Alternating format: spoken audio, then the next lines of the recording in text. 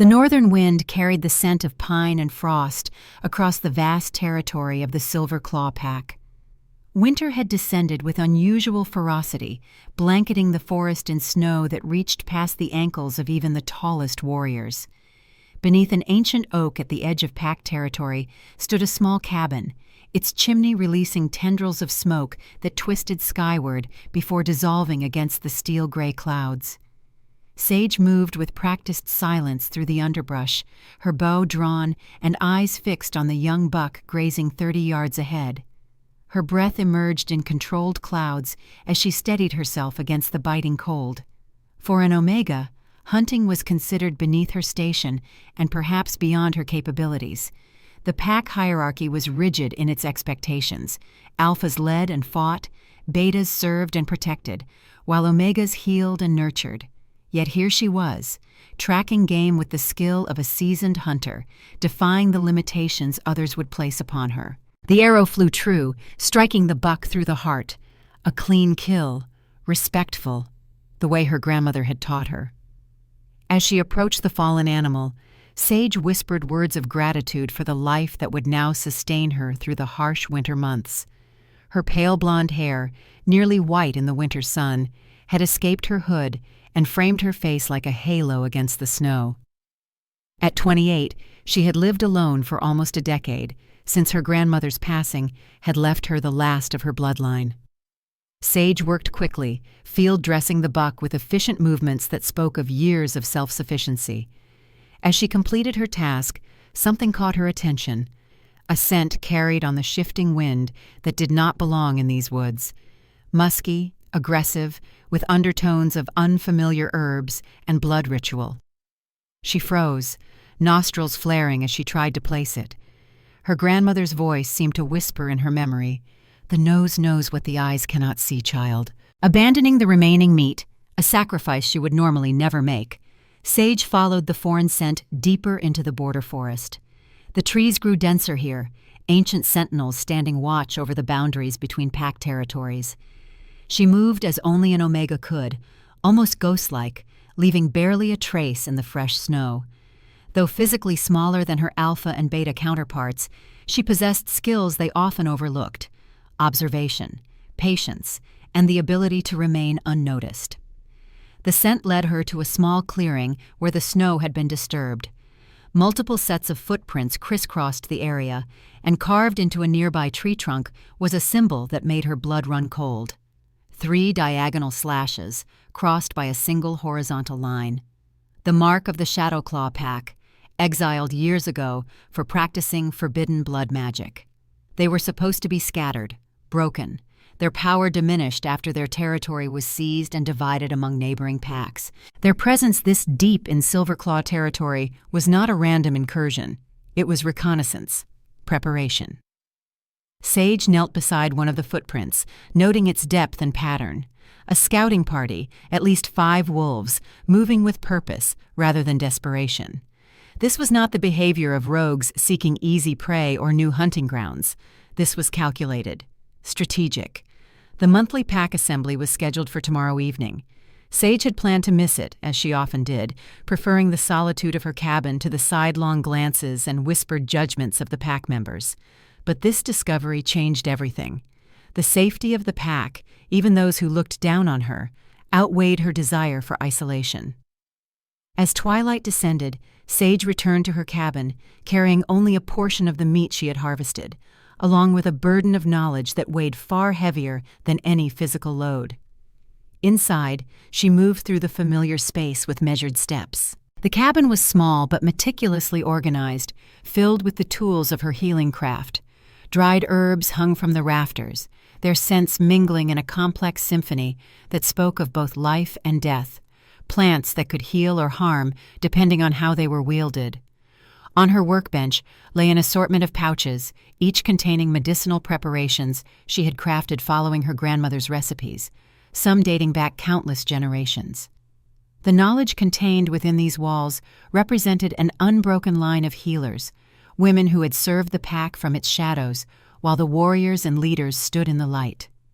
Sage's fingers traced over an intricately carved wooden box, its surface worn smooth from decades of handling. Inside lay her grandmother's most prized possessions: a ceremonial knife with a bone handle, a journal filled with healing wisdom recorded in a script few could decipher, and a pendant bearing the ancient symbol of Omega healers, a crescent moon embracing a small star.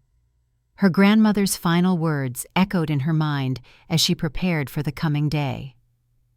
Being an Omega doesn't mean being nothing, child. It means being everything the others cannot be: the watcher, the mender, the keeper of secrets. Our power lies not in physical strength, but in wisdom accumulated through generations. Remember, when the Alpha howls, the pack listens. But when the Omega whispers, the earth itself pays attention. Sage slipped the pendant around her neck, its familiar weight centering her.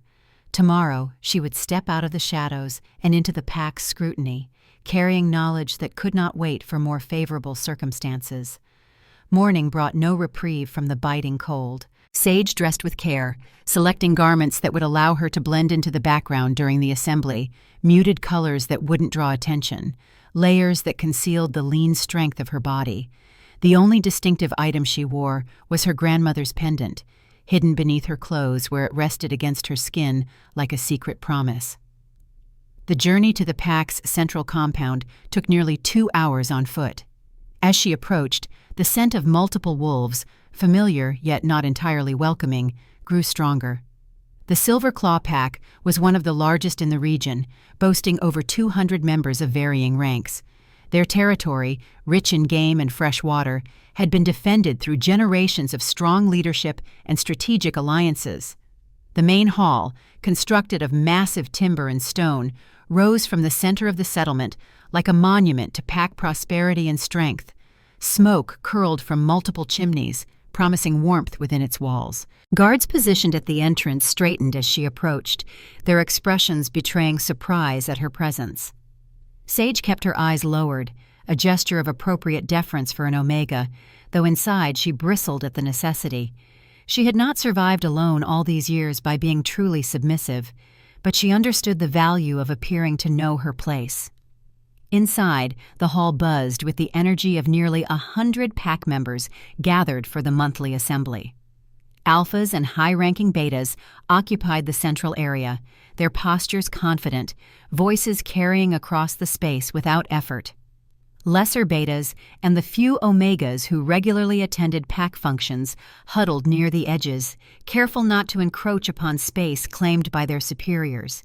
Sage found a position against the far wall, close enough to hear the proceedings but removed enough to avoid unwanted attention. The air was thick with the mingled scents of the pack, dominated by the musk of alphas that instinctively made her wolf want to lower its head and whine. She resisted the urge, focusing instead on controlling her breathing and observing the room. Across the hall, she noticed Beta Thaddeus, the pack's enforcement officer, speaking in hushed tones with several senior warriors. His weathered face, marked by scars from countless battles, was set in grim lines that suggested troubling developments even before the official announcements began. Beside him stood Sullivan, an older beta known for his level head and institutional memory of pack affairs. Both men had served under the current Alpha's father, providing continuity through the transition of power. The murmurs throughout the hall suddenly diminished as Elder Karina, a respected beta who had outlived 3 Alpha regimes, stepped onto the raised platform at the head of the room. Her silver hair was pulled back in an elaborate braid that signified her status as pack historian and keeper of traditions. Make way for Alpha Alaric, sovereign of the Silver Claw Pack, protector of the Northern Territories, and his son, Prince Ezra, heir to the pack throne. Her voice, though aged, carried the authority of her position. The crowd parted like water breaking against stone, creating a path from the great doors to the Alpha's ceremonial chair. Sage pressed herself further into the wall, willing herself to become invisible as the doors swung open to admit the ruling family. Alpha Alaric entered with the confidence of a man who had never questioned his place in the world. Standing well over 6 feet tall, his powerful frame moved with the fluid grace of a predator accustomed to dominating any space he occupied. Dark hair, touched with silver at the temples, framed features that could have been carved from granite, strong jaw, prominent cheekbones, and eyes the color of a winter sky, piercing and cold. His cloak of midnight fur, a symbol of his rank, draped across broad shoulders that had never bent under the weight of pack leadership. At his side walked his most trusted beta commanders, warriors whose prowess in battle had earned them positions of honor. Behind them, trailing with reluctant steps, was a boy of perhaps 7 or 8 years. Prince Ezra, the Alpha's only child and heir to leadership of the Silver Claw Pack. Even from her position at the periphery, Sage could sense the pup's distress. His small face was contorted in a scowl that mimicked his father's, but his eyes betrayed a wild panic that spoke of deeper turmoil. This was the prince who had become the subject of endless pack gossip since his mother, Luna Evelyn, had disappeared 3 years ago under circumstances never fully explained to the rank and file. Since then, the boy had become notorious for his hatred of women. No female attendant lasted more than a few days in his presence before being driven away by his tantrums and cruelty. Pack rumor claimed he had bitten the last nurse severely enough to require stitches, after which Alpha Alaric had assigned only male attendants to his son's care. Alpha Alaric assumed his position on the ceremonial chair, his son standing stiffly at his right hand. The power emanating from the Alpha was almost palpable, a pressure in the air that made lesser wolves instinctively want to bare their throats in submission. "The winter has brought challenges," Alaric began, his voice filling the hall without effort. "The eastern border has reported 3 rogue wolf incursions this month alone, and our hunting parties have found game stores depleted beyond seasonal expectations." Sage should have been listening with her full attention. Pack meetings were mandatory for a reason, but her focus remained fixed on the prince. He was tugging at his ceremonial jacket, his distress growing more evident by the second. Then, as if sensing her gaze, he looked up. Their eyes met across the crowded room, and in that instant, something inexplicable passed between them. Not warmth, not understanding, but a moment of pure recognition that seemed to transcend the physical space separating them.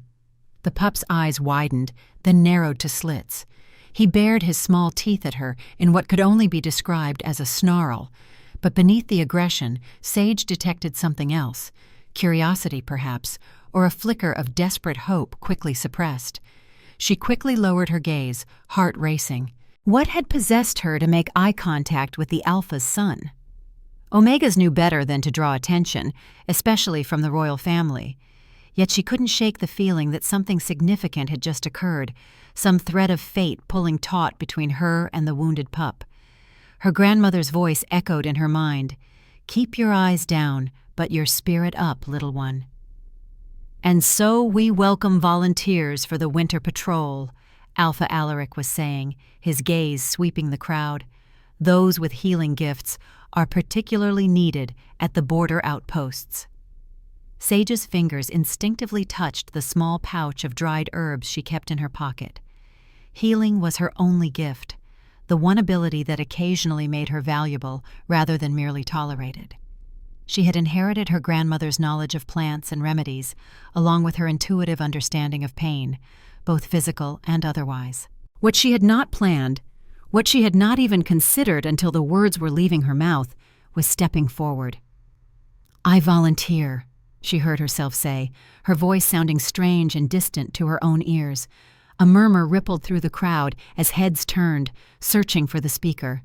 The Alpha's gaze found her, his expression unreadable, as he assessed the Omega who had dared to break protocol by speaking unbidden in his presence.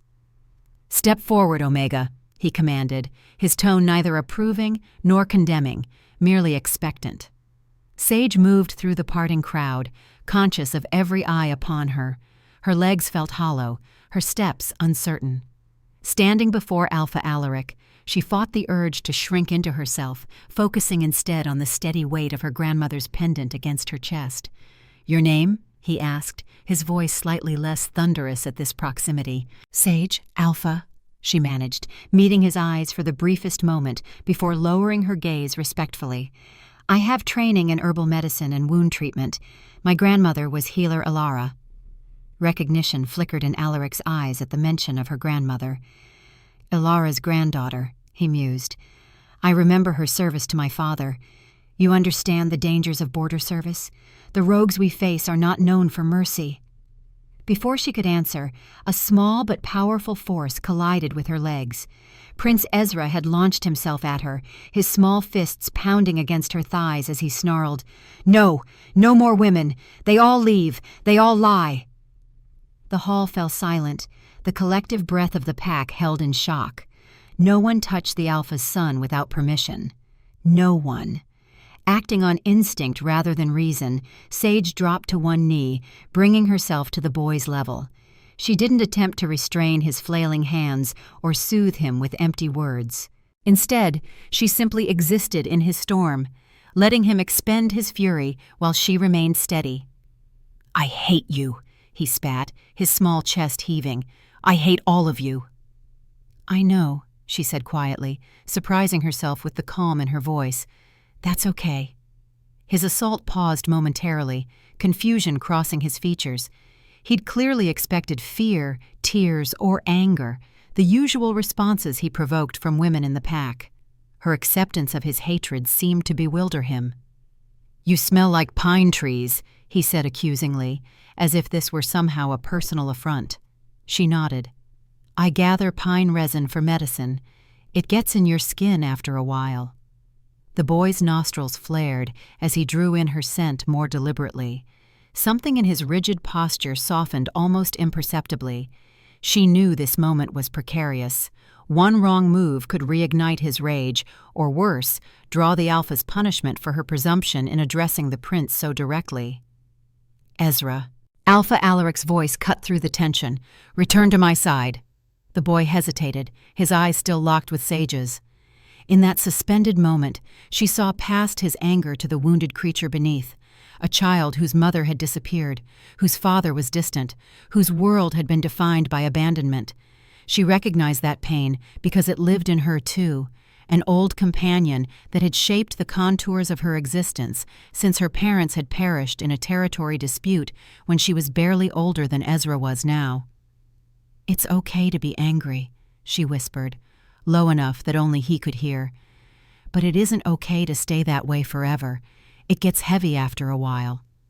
Something flickered in his eyes, not understanding perhaps, but a kind of grudging curiosity.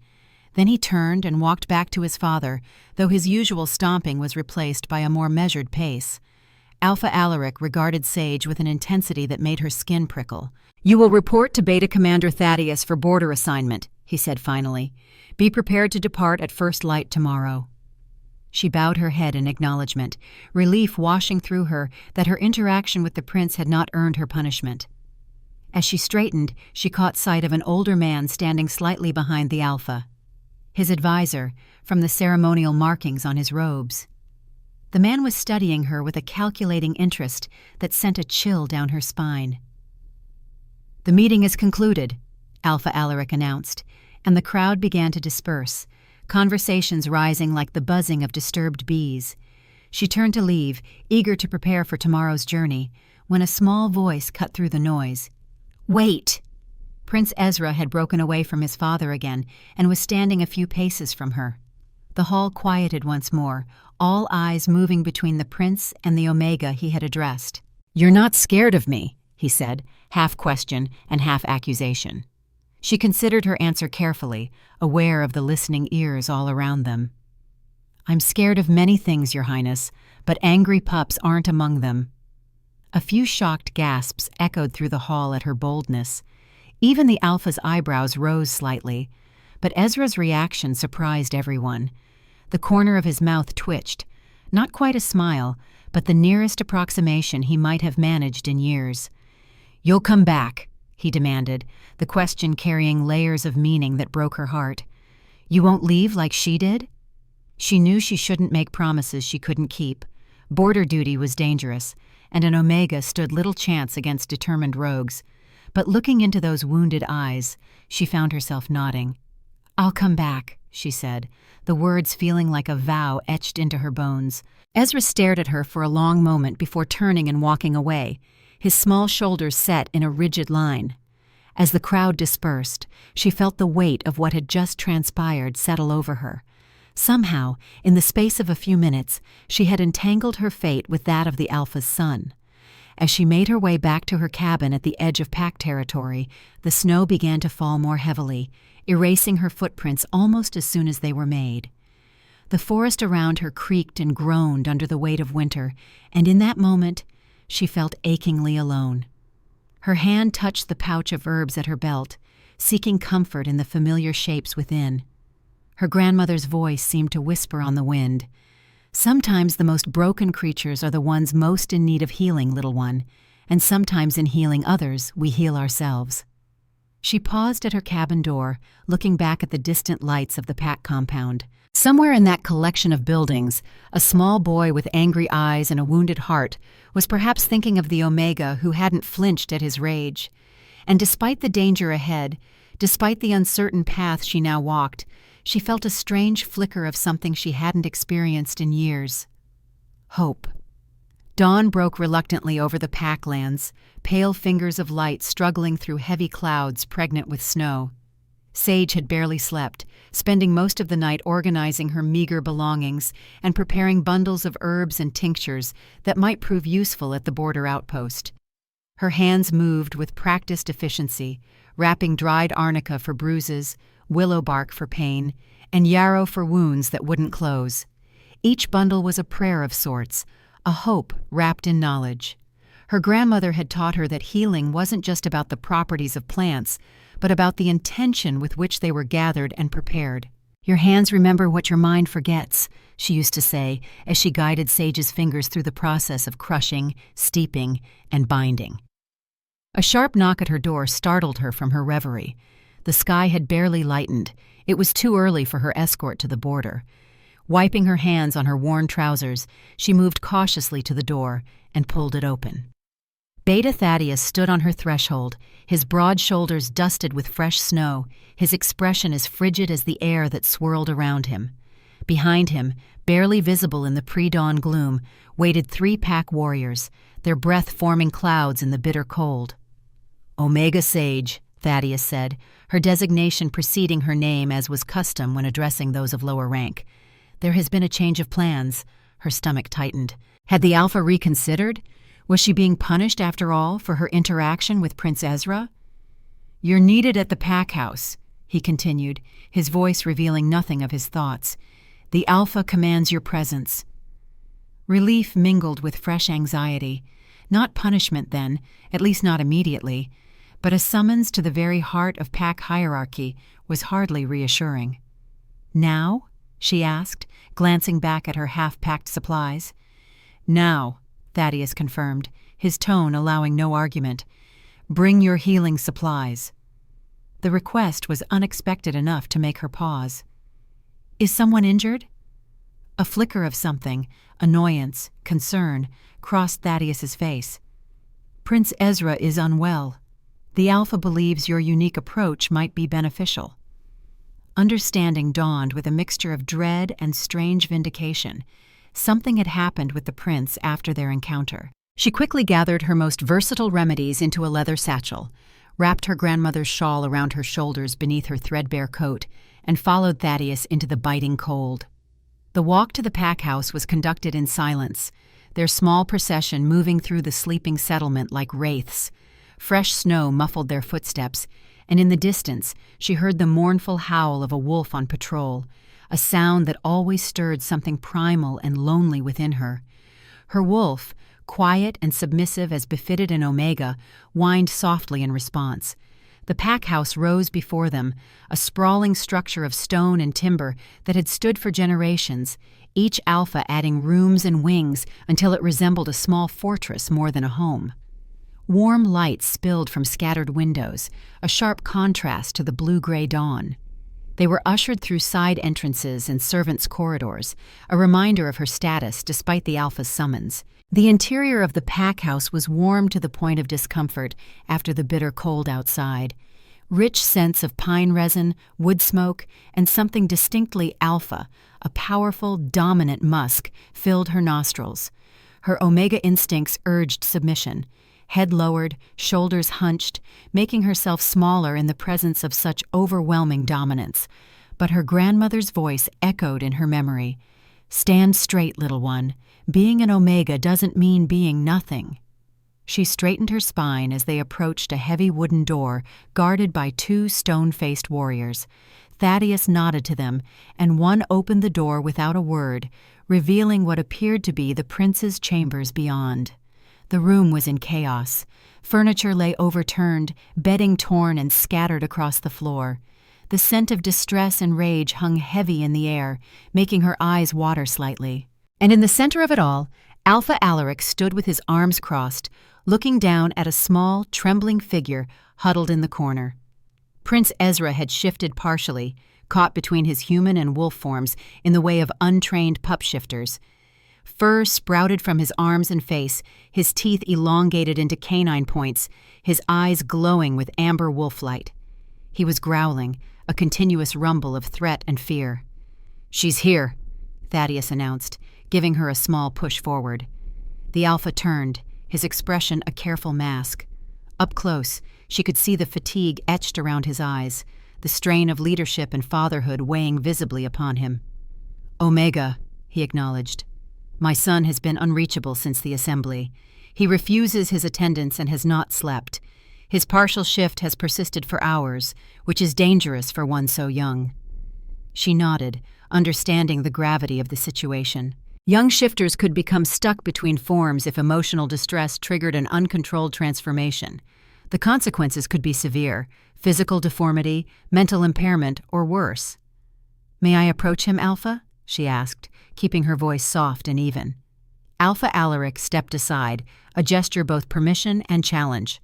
The room's other occupants, a nervous-looking attendant, another beta warrior, and an older man she recognized as the Alpha's advisor from the assembly, watched with varying degrees of skepticism and curiosity. She set her bag down and moved slowly toward Ezra, making no sudden movements. His growl intensified as she drew closer, his small body coiling tighter against the wall. "Hello again, Prince Ezra," she said, stopping at a respectful distance. "It seems you're having a difficult morning."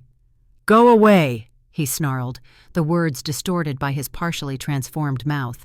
"I can't do that," she replied honestly.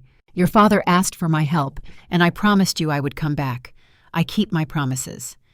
His growl faltered slightly, confusion flickering across his features. She lowered herself to sit cross-legged on the floor, deliberately making herself smaller and less threatening. "You know, my grandmother told me that being caught between forms feels like wearing a jacket that's too tight in some places and too loose in others." Ezra's amber eyes fixed on her with suspicious interest. "Did you know that wolves have special fur that humans don't?" She continued conversationally.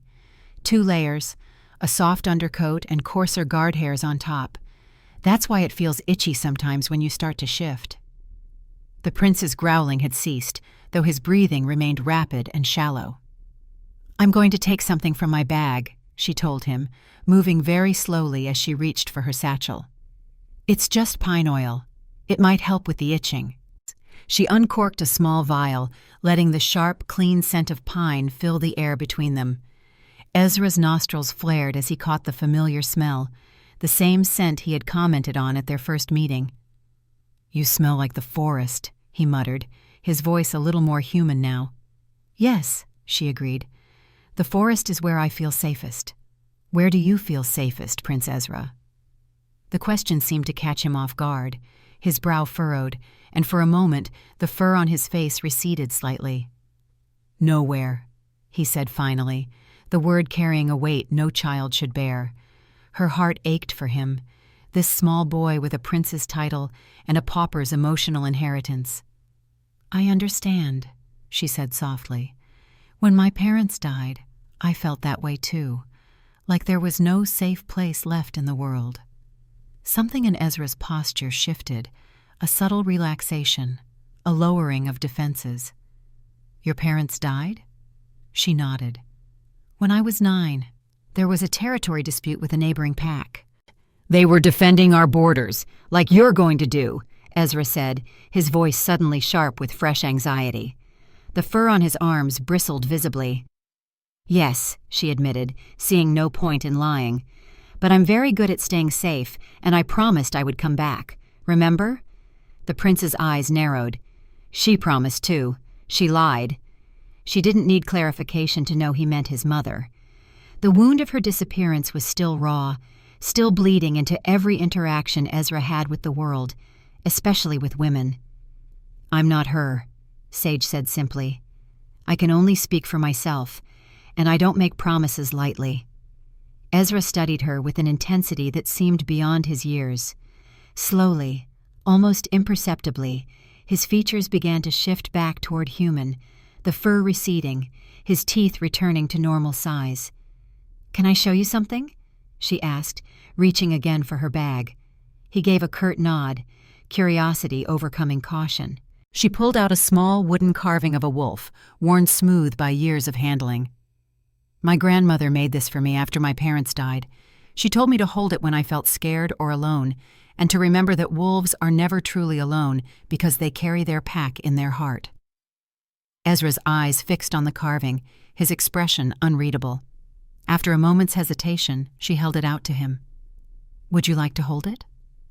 His hand, fully human now, reached out tentatively.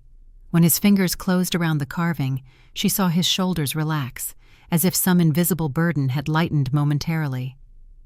"It's warm," he said, sounding surprised. "Wood holds the warmth of hands that touch it," she explained. "My grandmother said that's why wooden things feel alive sometimes." Ezra turned the carving over in his palms, tracing the simplistic curves and lines with small fingers. "Did it help? When you were scared?" "It did," she said truthfully. "Not because it's magic, but because it reminded me that someone cared enough to make it for me, that I wasn't really alone."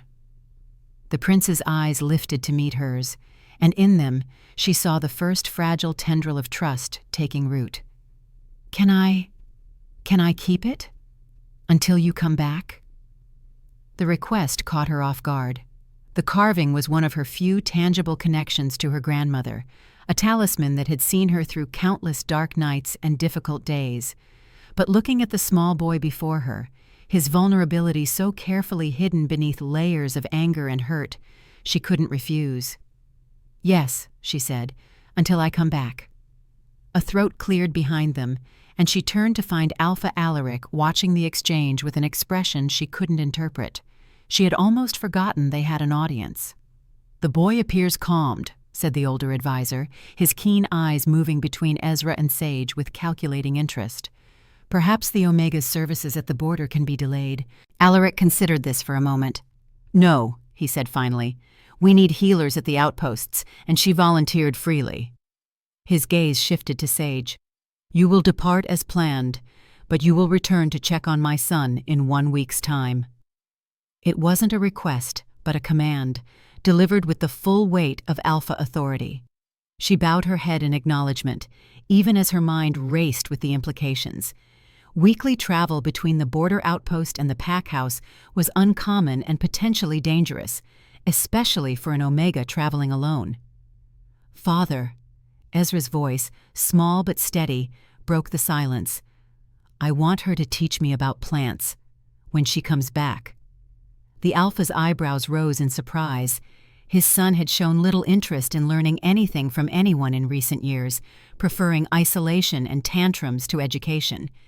"We will discuss it," he replied, which was neither agreement nor refusal. Ezra's fingers tightened around the wooden wolf. "She promised to come back." Something flickered across the Alpha's face, pain perhaps, or recognition. "Yes," he said quietly. "So she did." Sage rose to her feet, sensing that the immediate crisis had passed and her presence was no longer required. "With your permission, Alpha, I should prepare for departure." He nodded. "Beta Thaddeus will escort you to the border patrol. Be ready within the hour."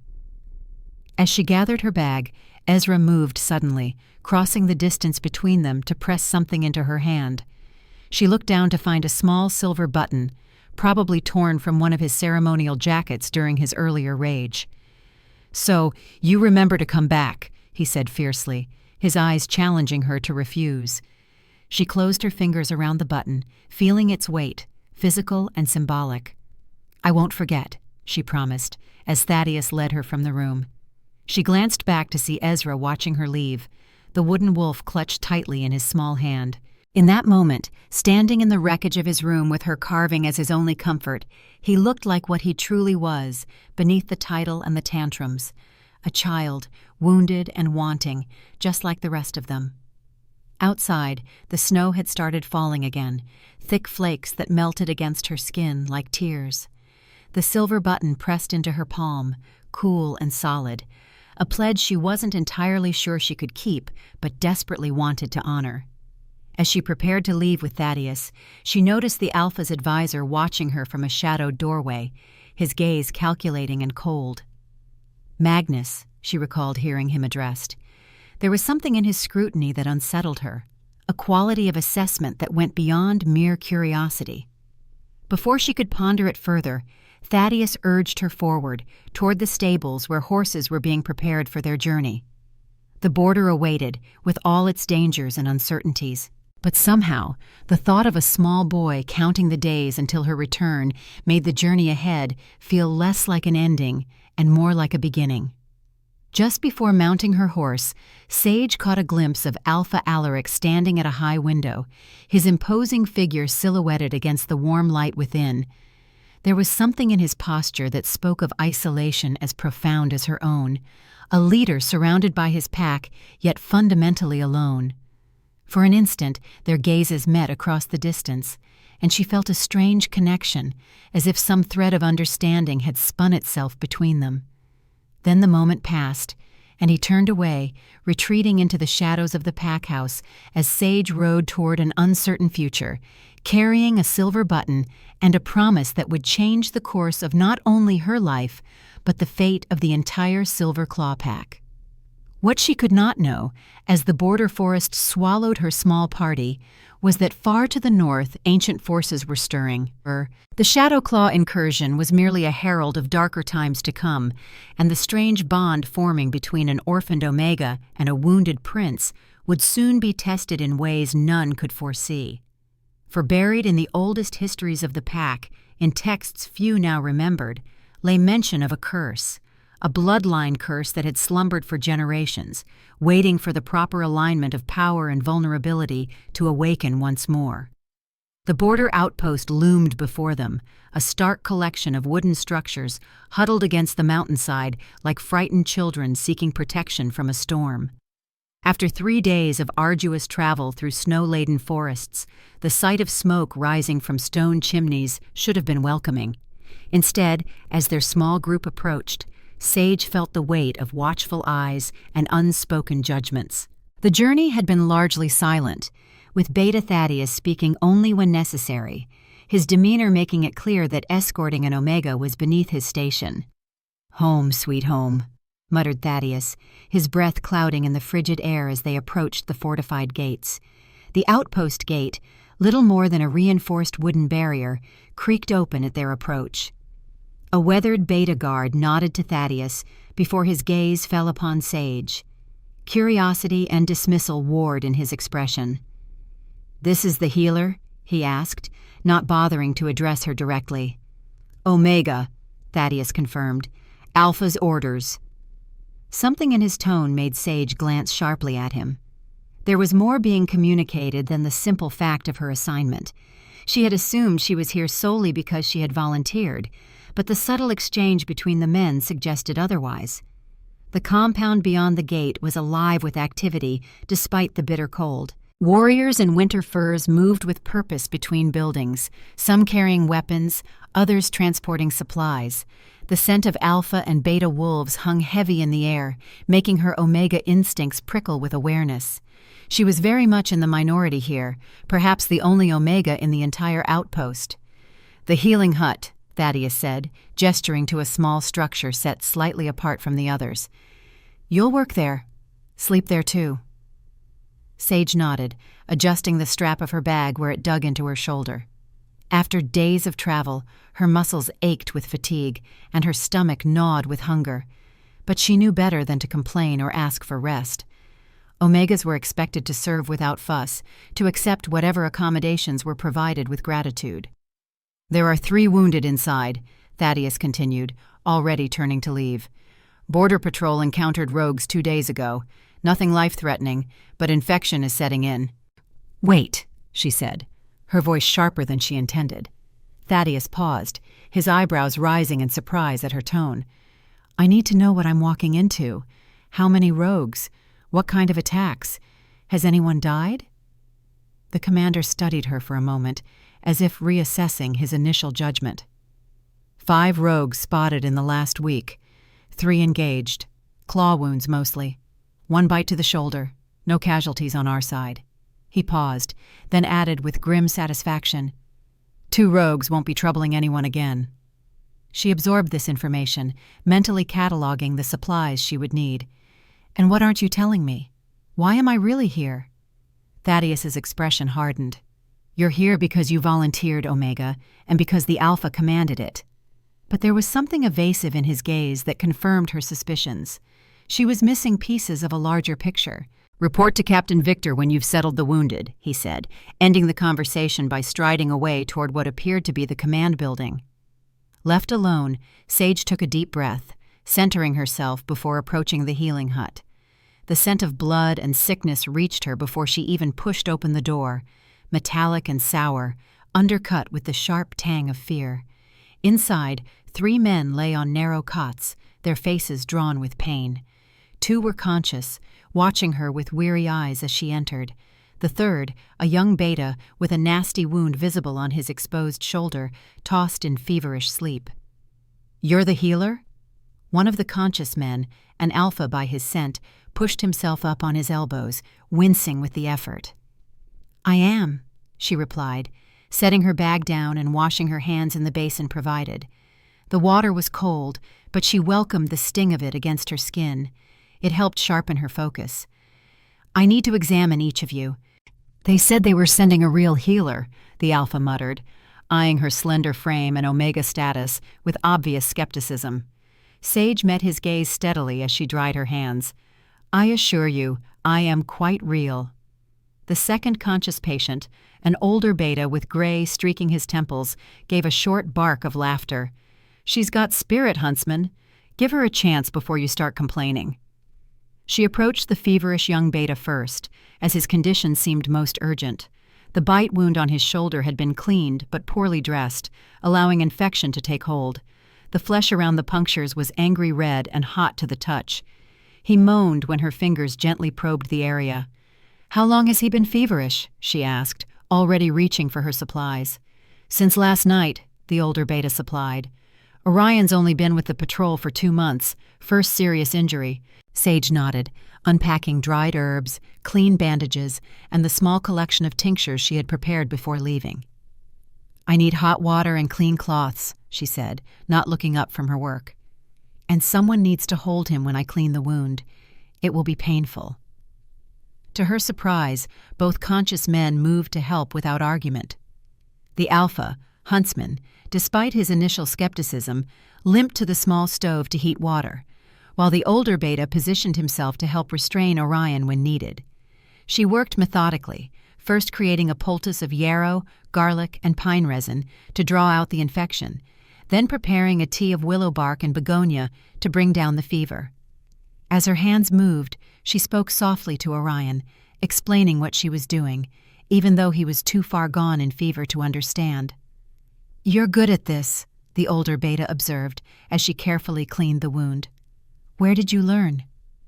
"My grandmother," she replied, not elaborating. The less these warriors knew about her, the better. Sharing personal details created connections, and connections created vulnerabilities. She had already made that mistake with Prince Ezra, allowing emotion to override caution. The thought of the young prince sent a pang through her chest. Was he still carrying her wooden wolf? Had he returned to his tantrums and rage? Or had their brief connection made a difference? "Thinking of home?" the beta asked, too perceptive for comfort. She shook her head, refocusing on her task. "Thinking of infection pathways." "Hold him firmly now," she instructed, as she prepared to clean the deepest part of the wound. Orion cried out as she worked, his body trying instinctively to escape the pain. The other men held him steady, their eyes watching her every move with growing respect. By the time she had treated all 3 patients, Huntsman with slash wounds across his ribs, the older Beta, whose name she learned was Sullivan, with a sprained wrist and minor cuts, the short winter day was fading into early darkness. Her back ached from bending over cots, and hunger gnawed more insistently at her stomach. "You should eat," Sullivan said as she washed her hands again. "Kitchen hut is the one with the red door. Tell them I sent you." She nodded gratefully. "I'll check on Orion again before I sleep. Keep him drinking the tea whenever he wakes, even if it's just a few sips." Stepping outside, she was struck by how the temperature had plummeted with nightfall. The air felt brittle with cold, each breath painful in her lungs. Stars were beginning to appear in the darkening sky, hard and bright as ice crystals. The kitchen hut was warm and aromatic with the smell of some kind of stew. Conversations paused briefly as she entered, curious gazes taking in her light hair, slender build, and unmistakable omega scent. She kept her eyes lowered, moving toward the large pot bubbling over the fire. "You the new healer?" A broad-shouldered woman with a practical braid and beta scent looked her up and down without bothering to disguise her assessment. "Yes," Sage replied simply. "Sullivan sent me for food." The woman nodded, ladling a generous portion of stew into a wooden bowl. "Sit anywhere. Eat while it's hot." Sage found a place at the end of a long table, away from the main clusters of warriors. The stew was simple but hearty: venison, root vegetables, and wild barley. After days of travel rations, it tasted like a feast. She was halfway through her meal when a shadow fell across the table. Looking up, she found herself facing a tall, imposing alpha with a scar bisecting his left eyebrow. His uniform markings identified him as Captain Victor, the outpost commander Thaddeus had mentioned. "Omega Sage," he said, her name an acknowledgement rather than a greeting. "Walk with me when you've finished." It wasn't a request. When the captain had strode away, she forced herself to eat the remainder quickly, knowing she needed the strength for whatever was coming. Outside, Victor was waiting, his breath visible in the freezing air. Without speaking, he began walking toward the perimeter fence, clearly expecting her to follow. The compound was quieter now, most inhabitants seeking warmth indoors as night settled fully over the mountains. They reached a section of fence that overlooked the dark forest beyond, and Victor paused, his gaze fixed on the tree line. "You've treated the wounded?" he asked finally. "Yes, Captain. Orion's infection concerns me, but he should improve by morning if the herbs work as expected." Victor nodded, his gaze still fixed on the trees. "Good. We need every fighter combat ready." She waited, sensing there was more to this conversation than a status report on the wounded. "What did Alpha Alaric tell you about your assignment here?" he asked finally, turning to study her face. "Only that healers were needed at the border outposts," she answered carefully. "That rogues had been spotted in increasing numbers." The captain's expression remained impassive, but something in his scent changed, a subtle sharpening that her omega senses registered as concern.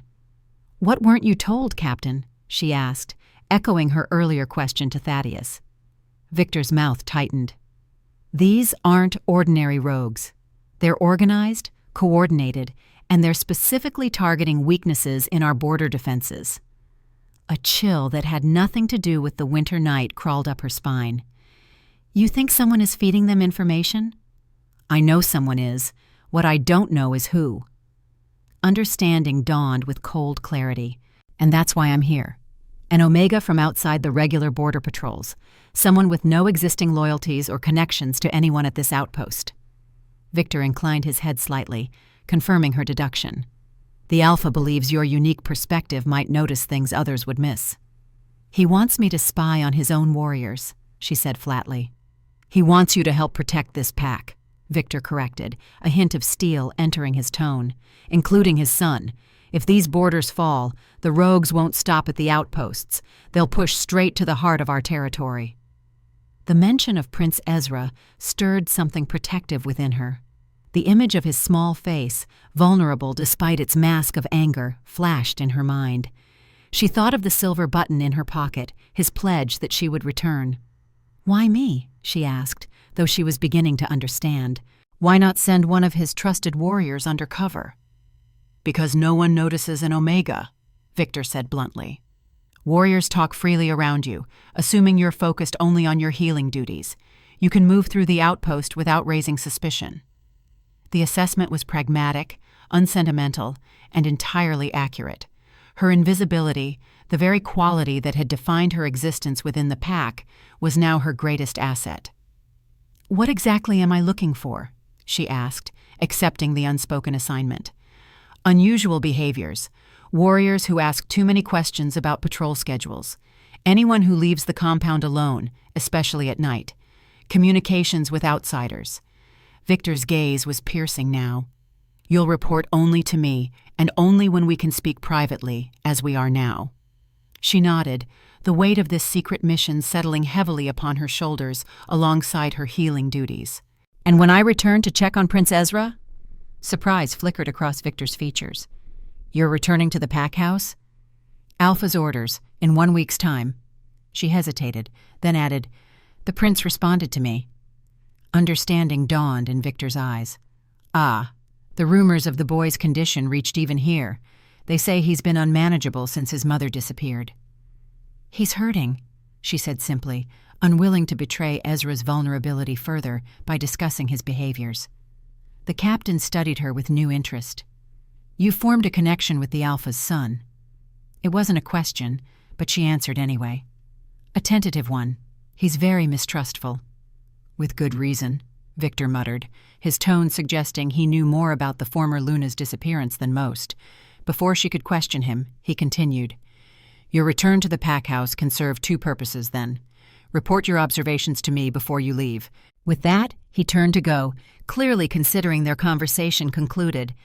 But a question burned in her mind, one she needed answered before she could fully commit to this dangerous game of observation and secrets. "Captain," she called after him. He paused, looking back over his shoulder. "What happens to the traitor when they're found?" Victor's expression hardened. "Alpha Justice," he said simply, and the 2 words carried all the weight of a death sentence. Left alone by the fence, she gazed out at the dark forest, trying to imagine who among the warriors she'd met today might be betraying their pack. What could drive someone to such treachery? Money, revenge, love, all seemed possible motivations, all equally dangerous. The silver button in her pocket seemed suddenly heavier. She pulled it out, running her thumb over its cool surface. Prince Ezra's face appeared in her mind again, his fierce demand echoing. "So you remember to come back." She had made a promise to a wounded child, and now she had accepted a mission that might make keeping that promise impossible. If she identified the traitor, would they hesitate to eliminate a troublesome Omega witness? If she failed to find them, would the Alpha hold her responsible when the next attack came? The night wind carried the howl of a lone wolf from somewhere deep in the forest. Not a pack member, but something wild and separate. The sound resonated within her, striking a chord of recognition. She had always been the outsider, the orphaned Omega, existing at the margins of pack life. Now, that very marginality had placed her at the center of pack politics and danger. She closed her fist around Ezra's button, feeling its edges press into her palm. Whatever came next, she would face it with the same quiet strength that had sustained her since her parents' deaths. She would observe. She would heal. And somehow she would return to the pack house where a small boy with trust issues and a wooden wolf was waiting. As she made her way back to the healing hut to check on Orion's fever, snowflakes began to fall, soft and silent as secrets. The outpost had grown quiet, warriors retreating to barracks and guard posts. Only the occasional shadow moving between buildings disrupted the stillness of the night. One such shadow caught her attention, a figure slipping from the command hut toward the stables, moving with deliberate stealth. She paused, watching as they glanced furtively around before disappearing inside. Her heart quickened. Was this innocent? A warrior assigned to late-night stable duty? Or something more sinister? Should she report it immediately to Victor? Or was she seeing treachery where none existed? Before she could decide, the stable door opened again and the figure emerged, leading a saddled horse. In the faint light spilling from a nearby window, she caught a glimpse of the warrior's face, Huntsman, the alpha she had treated earlier that day. His wounded rib should have made riding painful, if not impossible. As he led the horse toward a small side gate, she made her decision. Keeping to the shadows, she followed, her light footsteps soundless in the fresh snow. The game had begun, sooner than expected, and with higher stakes than she had imagined. She pressed herself against the rough wooden wall of the stables, heart hammering in her chest, as Huntsman glanced in her direction. Had he sensed her? Her omega scent was naturally fainter than that of alphas or betas, and the prevailing wind carried it away from him. But experienced warriors developed keen instincts for being watched. After a tense moment, Huntsman turned away, leading his horse through the small side gate. She waited until he had disappeared into the tree line before moving. Following him directly would be foolish. Her tracking skills were minimal, and the forest at night was treacherous, even for those familiar with it. Instead, she slipped into the stables, seeking information of a different kind. The building was warm with the bodies of a dozen horses, their gentle breathing and occasional shifts creating a soothing rhythm in the darkness. She moved carefully between the stalls until she reached the one Huntsman's mount had occupied. The horse's tack and supplies might tell her something about his intentions. A journey's expected duration, its purpose, its destination. A small lantern hung from a hook nearby. She lit it, keeping the flame low, and examined the stall. Nothing seemed unusual at first glance.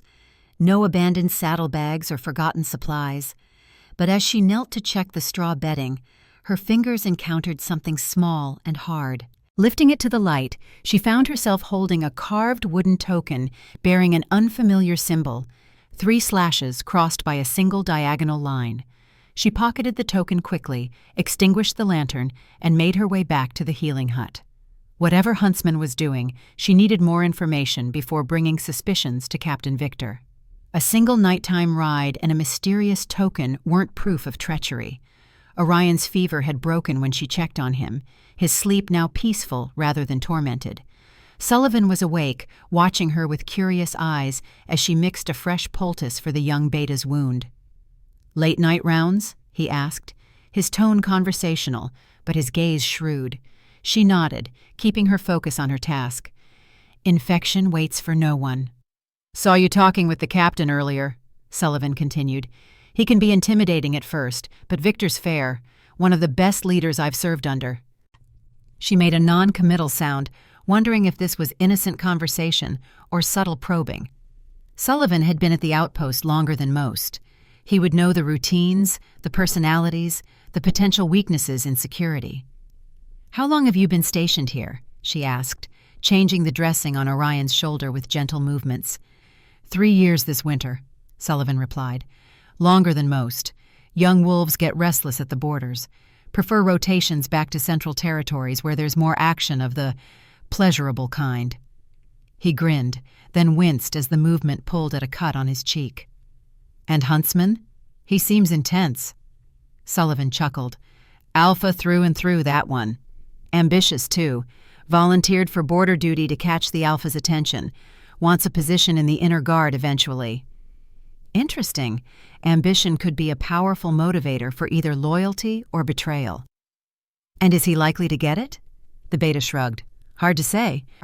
He's skilled in combat but lacks patience. Makes enemies as easily as allies." She finished with Orion and moved to check Sullivan's bandaged wrist. "Any enemies in particular?" Something in her tone must have alerted him, because Sullivan's expression sharpened. "Why the interest in Huntsman, Omega?" She kept her face carefully neutral. "He was my first patient here. I like to understand those I heal."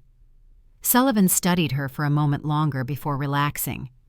"Well, he and Captain Victor have had their disagreements. Strategy differences, mainly. Huntsman favors more aggressive patrols, pushing deeper into neutral territory. Victor's more cautious." This information settled alongside her observations like pieces of a puzzle, not enough to form a complete picture, but suggestive of shape and pattern. If Huntsman disagreed with Victor's defensive strategy, might he take matters into his own hands? Or worse, ally with outsiders to force a more aggressive stance? Rest now, she told Sullivan, finishing her examination. The herbs should help with the pain. As she settled onto her own narrow cot in the corner of the healing hut, sleep eluded her. The wooden token pressed against her thigh through the fabric of her pocket, its presence a constant reminder of the dangerous game she'd entered. She thought of Prince Ezra, of the silent promise encoded in his silver button. 5 more days until she would see him again, if she survived the growing intrigue around her. The next 4 days passed in a blur of healing duties and careful observation. She treated wounds, mixed remedies, and listened, always listened, to the conversations flowing around her. As Captain Victor had predicted, her Omega status rendered her nearly invisible in warriors' eyes. They spoke freely in her presence, discussing patrol schedules, personal grievances, and outpost politics. Huntsman returned before dawn the morning after his mysterious ride, slipping back through the side gate as if he'd never left. If anyone noticed his absence, they gave no indication. He avoided the healing hut and her, his wounds apparently causing him less concern than whatever secret missions occupied his nights. She observed 3 more nighttime excursions, not just Huntsman, but 2 other warriors whose names she learned were Caden and Jared. They left separately, hours apart, but their furtive movements shared the same careful stealth, the same attention to avoiding guard posts. On the 4th night, she finally seized an opportunity to speak privately with Captain Victor, finding him alone in the command hut after most of the outpost had retired. "You have something to report," he said, not looking up from the map spread before him. She placed the wooden token on the table. "I found this in the stable after Huntsman took a horse out 4 nights ago. He's gone out again twice since then. 2 others, Caden and Jared, have made similar trips." Victor picked up the token, his expression darkening as he examined the symbol. "Where exactly did you find this?" "In the straw of Huntsman's horse's stall. It could have fallen from his pocket or been deliberately hidden." The captain's jaw tightened. "This mark belongs to the Shadowclaw pack. They were driven from their territories 2 years ago for practicing forbidden blood rituals. Those who survived scattered, becoming the worst kind of rogues." A chill ran through her. "You think Huntsman is in league with them?" "I think this is damning evidence, but not yet conclusive," Victor said carefully. "We need to know where they're meeting, what information is being exchanged." "I leave for the pack house tomorrow," she reminded him. "Alpha's orders." Victor nodded slowly. "Yes, and you'll deliver a full report to Alpha Alaric when you arrive. Include everything you've observed, the token, the nighttime departures, the warriors involved. And if I'm wrong, if there's an innocent explanation—" The captain's eyes met hers, hard as flint. "Then Huntsman and the others will have the opportunity to provide it to the Alpha himself." She swallowed, the weight of potential false accusations settling heavily on her shoulders. "What if Huntsman leaves again tonight?" "I'll have him watched," Victor assured her. "Your part in this is done, Omega. You've served the pack well." She should have felt relieved, but uneasiness lingered as she left the command hut. Something about the situation felt unresolved, pieces of the puzzle still missing or misaligned. But her time at the outpost was ending for now. Tomorrow, she would return to the pack house, to Prince Ezra and his wooden wolf. As she gathered her few belongings and prepared her medical supplies for the journey, she found herself drawn to the small bookshelf in the healing hut. It contained basic medical texts and journals kept by previous healers. Perhaps there might be information about the Shadowclaw pack or insights from past border conflicts that could shed light on current events. Most of the journals were mundane records of injuries treated and herbs administered, but tucked between the pages of a dusty tome on wound care, she found a folded piece of parchment that made her breath catch. The elegant, flowing script was unmistakably feminine, and the letter was signed simply E. Evelyn, the missing Luna. "Victor, I must be brief. What I've discovered in the old text confirms my worst fears. There is rot at the heart of our pack, a corruption that reaches back generations. The signs manifest in Ezra just as the ancient records described, the partial shifts, the rage that seems beyond his control. These are not merely the tantrums of a difficult child, but symptoms of something far darker. I found references to a bloodline curse placed upon the royal line centuries ago. Magnus knows of this. I've seen him watching Ezra with calculation rather than concern. I don't believe his position as advisor is coincidental. Trust no one within the inner circle. I've made arrangements should anything happen to me. The northern caves hold answers, but I dare not write more. If I don't return from this journey, tell my son that I love him more than my own life, and watch for someone in blue. They will come when the time is right. In eternal friendship, Esage read the letter twice, her hands trembling. This was not the writing of a woman planning to abandon her child. This was a warning, perhaps even a final testament. And it had been hidden here, in the healing hut, where few would think to look. Had Victor received this letter? If so, why had he not shown it to Alpha Alaric? And if not, how had it ended up here, tucked inside a medical text? She carefully folded the letter and slipped it into her inner pocket, alongside Ezra's silver button. The connection between the prince's uncontrolled shifts and what his mother called a bloodline curse could not be coincidental. And Magnus, the Alpha's advisor, was somehow implicated. The journey back to the Central Pact territory the next day was tense but uneventful. Her escort, a taciturn beta warrior, spoke little, giving her ample time to consider her discoveries and plan her approach. She couldn't simply accuse the Alpha's trusted advisor without substantial proof, but she needed to alert Alaric to the possibility of treachery close to the throne. As they approached the pack house in the fading light of afternoon, fresh snow began to fall, soft flakes catching in her hair and on her eyelashes. The settlement looked different somehow, smaller perhaps, or more confined than she remembered. A week at the border, with its vast forests and mountain vistas, had altered her perspective. Her escort led her directly to the pack house rather than to her cabin, indicating that her report was expected immediately. Servants eyed her curiously as she was shown through corridors that were becoming distressingly familiar. The Alpha's study door stood open, revealing Alaric himself standing by a window, his powerful frame silhouetted against the gray winter light. "Leave us," he commanded her escort without turning. The beta bowed and retreated, closing the door behind him. Sage stood silently, waiting to be acknowledged. The Alpha's scent filled the room, dominant, intimidating, designed by nature to make lesser wolves submit. Her knees wanted to buckle, her head to bow, her entire being to diminish in his presence. She resisted, keeping her spine straight as her grandmother had taught her. "My son has asked for you every day," Alaric said finally, turning to face her. His expression was unreadable, his eyes measuring. "How is he?" she asked, genuine concern overriding protocol. A flicker of surprise crossed the Alpha's features at her directness. "Improved. He slept without nightmares. His tutors report he's been more focused." Relief washed through her, more powerful than she'd expected. "I'm glad to hear it." "Captain Victor sent a message ahead of you," Alaric continued, moving to sit behind his massive desk. "He mentioned a token, Shadow Claw." She reached into her pocket and placed the wooden disc on his desk. "Yes, Alpha. I found it in the stable after observing huntsmen leaving the outpost at night. 2 others, Caden and Jared, displayed similar behavior on subsequent nights." Alaric picked up the token, his fingers closing around it with barely contained anger. "Shadowclaw has been a thorn in our side since their disbandment.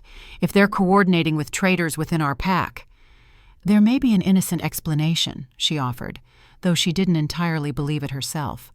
The Alpha's gaze sharpened. "You defend them?" "I seek truth, Alpha, as should we all." For a moment she thought she'd overstepped, pushed too far against the boundaries of her station. Then, remarkably, Alaric's mouth curved in what might have been the ghost of a smile. "Captain Victor was right about you," he said. "You see clearly where others are blinded by rank and expectation." Before she could respond to this unexpected assessment, the study door burst open. Prince Ezra stood in the doorway, his small chest heaving as if he'd run through the entire pack house. "You came back," he said, his eyes fixed on her with an intensity that belied his young age. She smiled, something warm unfurling in her chest at the sight of him. "I promised I would." Ezra crossed the room with deliberate steps, stopping just before her. From inside his pocket, he withdrew her wooden wolf carving. "It kept the bad dreams away," he said solemnly, holding it out to her. Instead of taking it, she knelt to his level. "Then perhaps you should keep it a while longer." The prince's eyes widened. "Really?" She nodded. "Really." Something shifted in Ezra's expression, then a softening, a trust so fragile it might shatter at a touch. "I showed Valen," he said.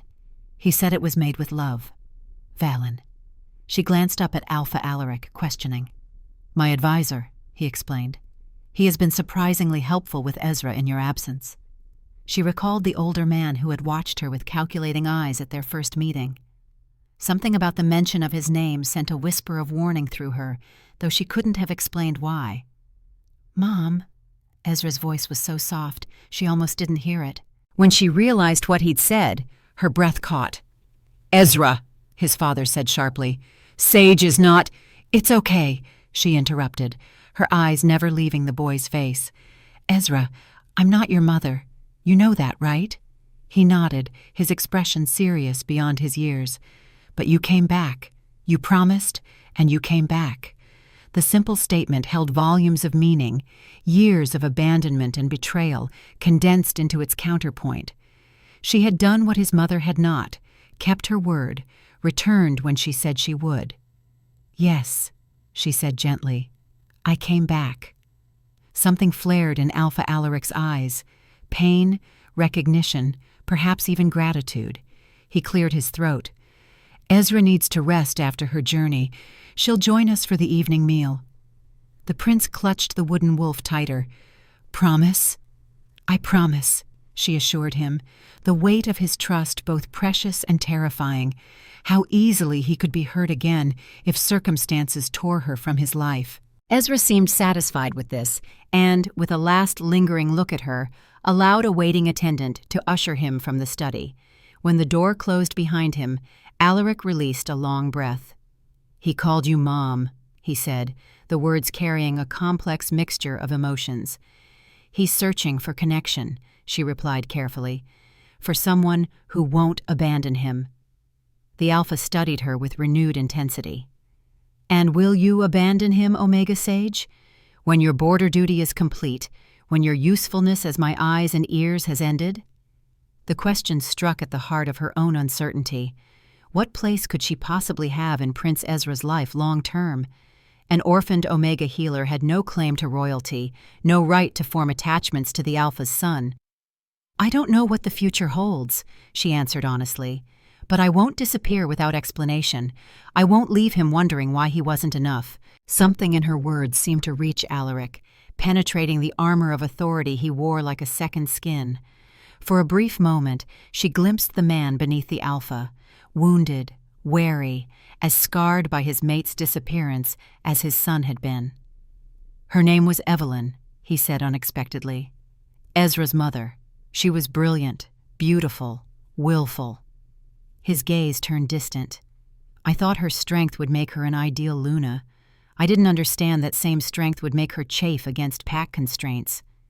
She remained silent, sensing that Alaric was speaking more to himself than to her. "She left a letter," he continued, his voice hardening. "Said she couldn't bear the walls closing in, the endless duties, the suffocation of pack hierarchy.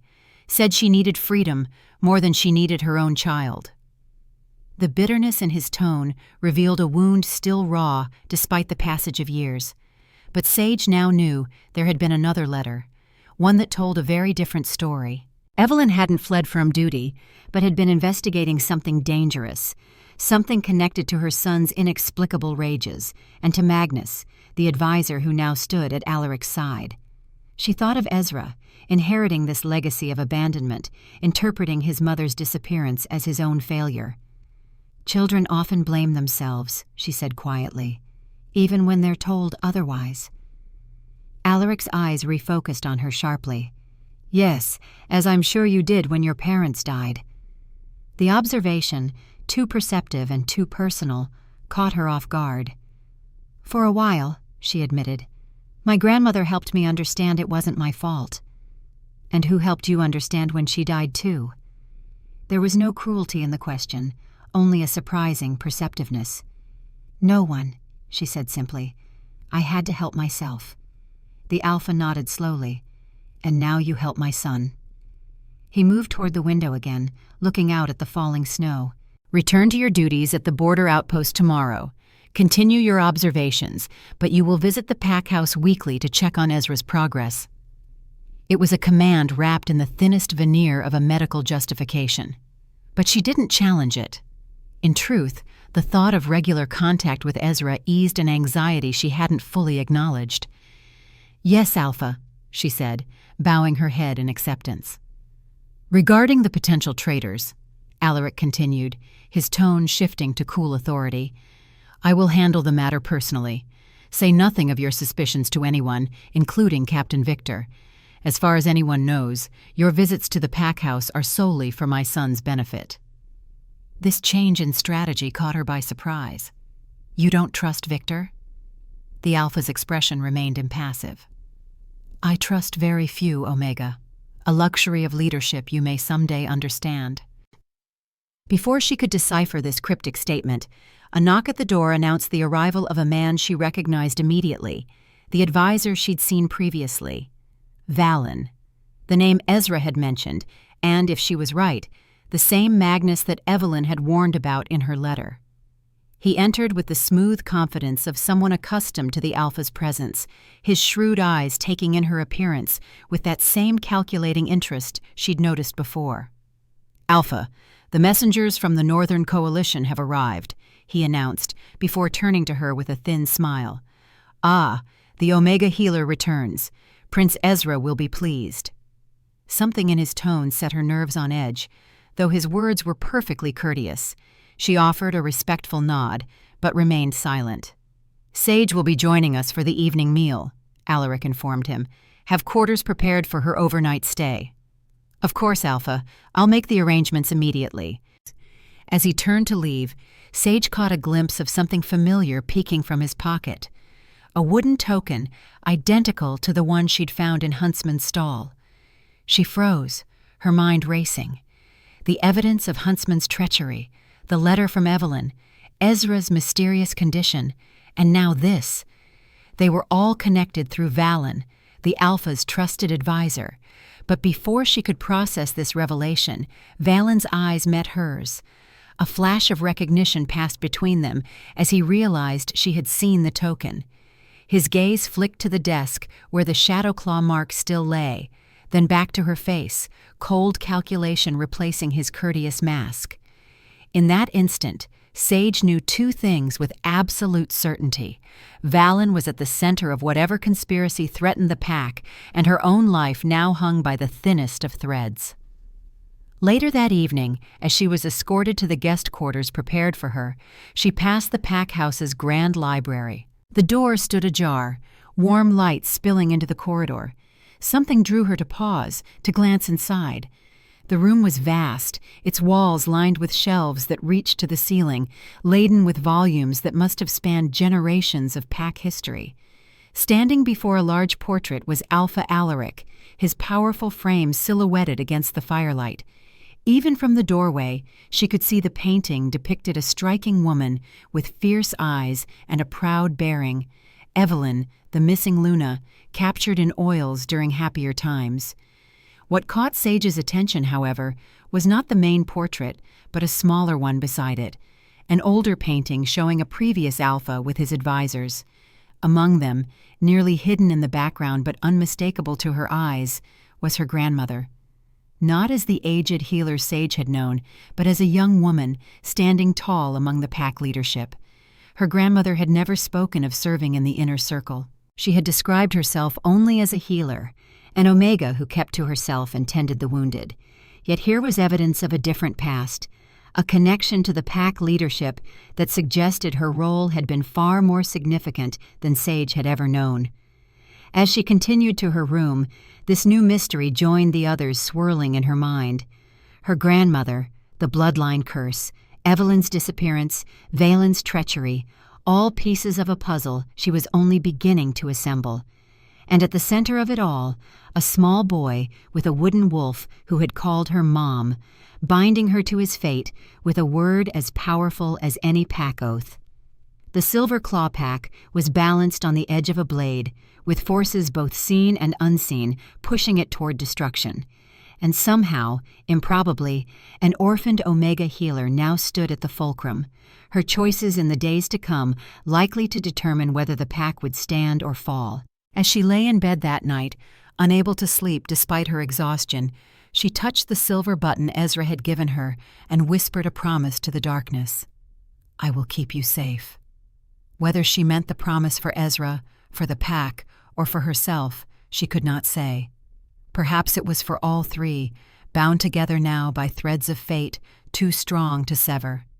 The return journey to the border outpost weighed heavily on Sage, her mind churning with revelations and unanswered questions. The letter from Evelyn, the Shadow Claw token in Valen's pocket, the mysterious portrait of her grandmother, each piece suggested a conspiracy far deeper than simple border treachery. As her horse trudged through fresh snowfall, Sage clutched the silver button in her pocket, drawing strength from Ezra's trust. The morning light filtered weakly through snow-laden clouds, casting the forest in a pale, ghostly glow. Her escort, a different warrior than before, rode slightly ahead, his posture alert for potential threats. She had been careful to leave the incriminating letter hidden in her quarters at the pack house, tucked between the pages of a book of herbal remedies few would think to examine. Carrying such evidence with her seemed too dangerous now that she knew Valen had marked her as a threat. "We should reach the outpost by nightfall," the warrior informed her, breaking a silence that had stretched for miles. "Weather permitting." She nodded, suspecting that even the selection of her escort might have been influenced by Valen. Were all the warriors around her potential enemies? Had Alpha Alaric's command of secrecy inadvertently isolated her from potential allies? Sage spent the ride observing her surroundings with newfound wariness, noting landmarks and possible escape routes should the need arise. Her grandmother had taught her more than just healing. She had instilled a deep survival instinct, honed by years of living at the margins of pack society. Now those skills might mean the difference between life and death. They arrived at the border outpost as dusk settled across the mountains. The compound seemed unchanged, warriors moving between buildings with the same purposeful strides, smoke rising from chimneys against the darkening sky.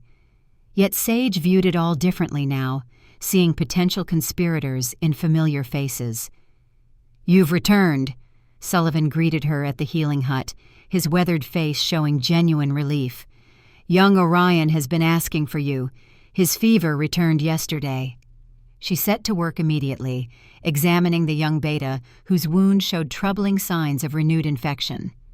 As she prepared fresh poultices and brewed stronger medicinal teas, she listened to Sullivan recount the events of her absence. "2 more border breaches," he told her, voice low despite the privacy of the healing hut. "Coordinated attacks, hitting different sections of the perimeter simultaneously. Captain Victor suspects they're testing our response patterns." Sage's hands paused briefly in their work. "And Huntsman? Caden? Jared?" Sullivan's expression darkened. Huntsman led the patrol that engaged one of the incursions, took a nasty slash across his back, been strutting around like a hero since, claiming his aggressive approach saved lives. And the others? Normal duties, though Caden's been reassigned to night watch on the eastern perimeter. Captain's orders. Sullivan studied her with shrewd eyes.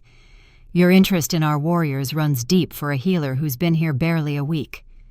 She resumed her work, applying the poultice to Orion's wound with practiced care. The health of the pack includes more than just physical wounds. Threats can come from unexpected places. "True words," Sullivan agreed, watching her bandage Orion's shoulder. "My father used to say the most dangerous enemy is the one who shares your hearth." After ensuring Orion was resting comfortably, Sage sought out Captain Victor, finding him in the command hut studying patrol reports. He looked up as she entered, surprise flickering across his features before his expression settled into professional neutrality.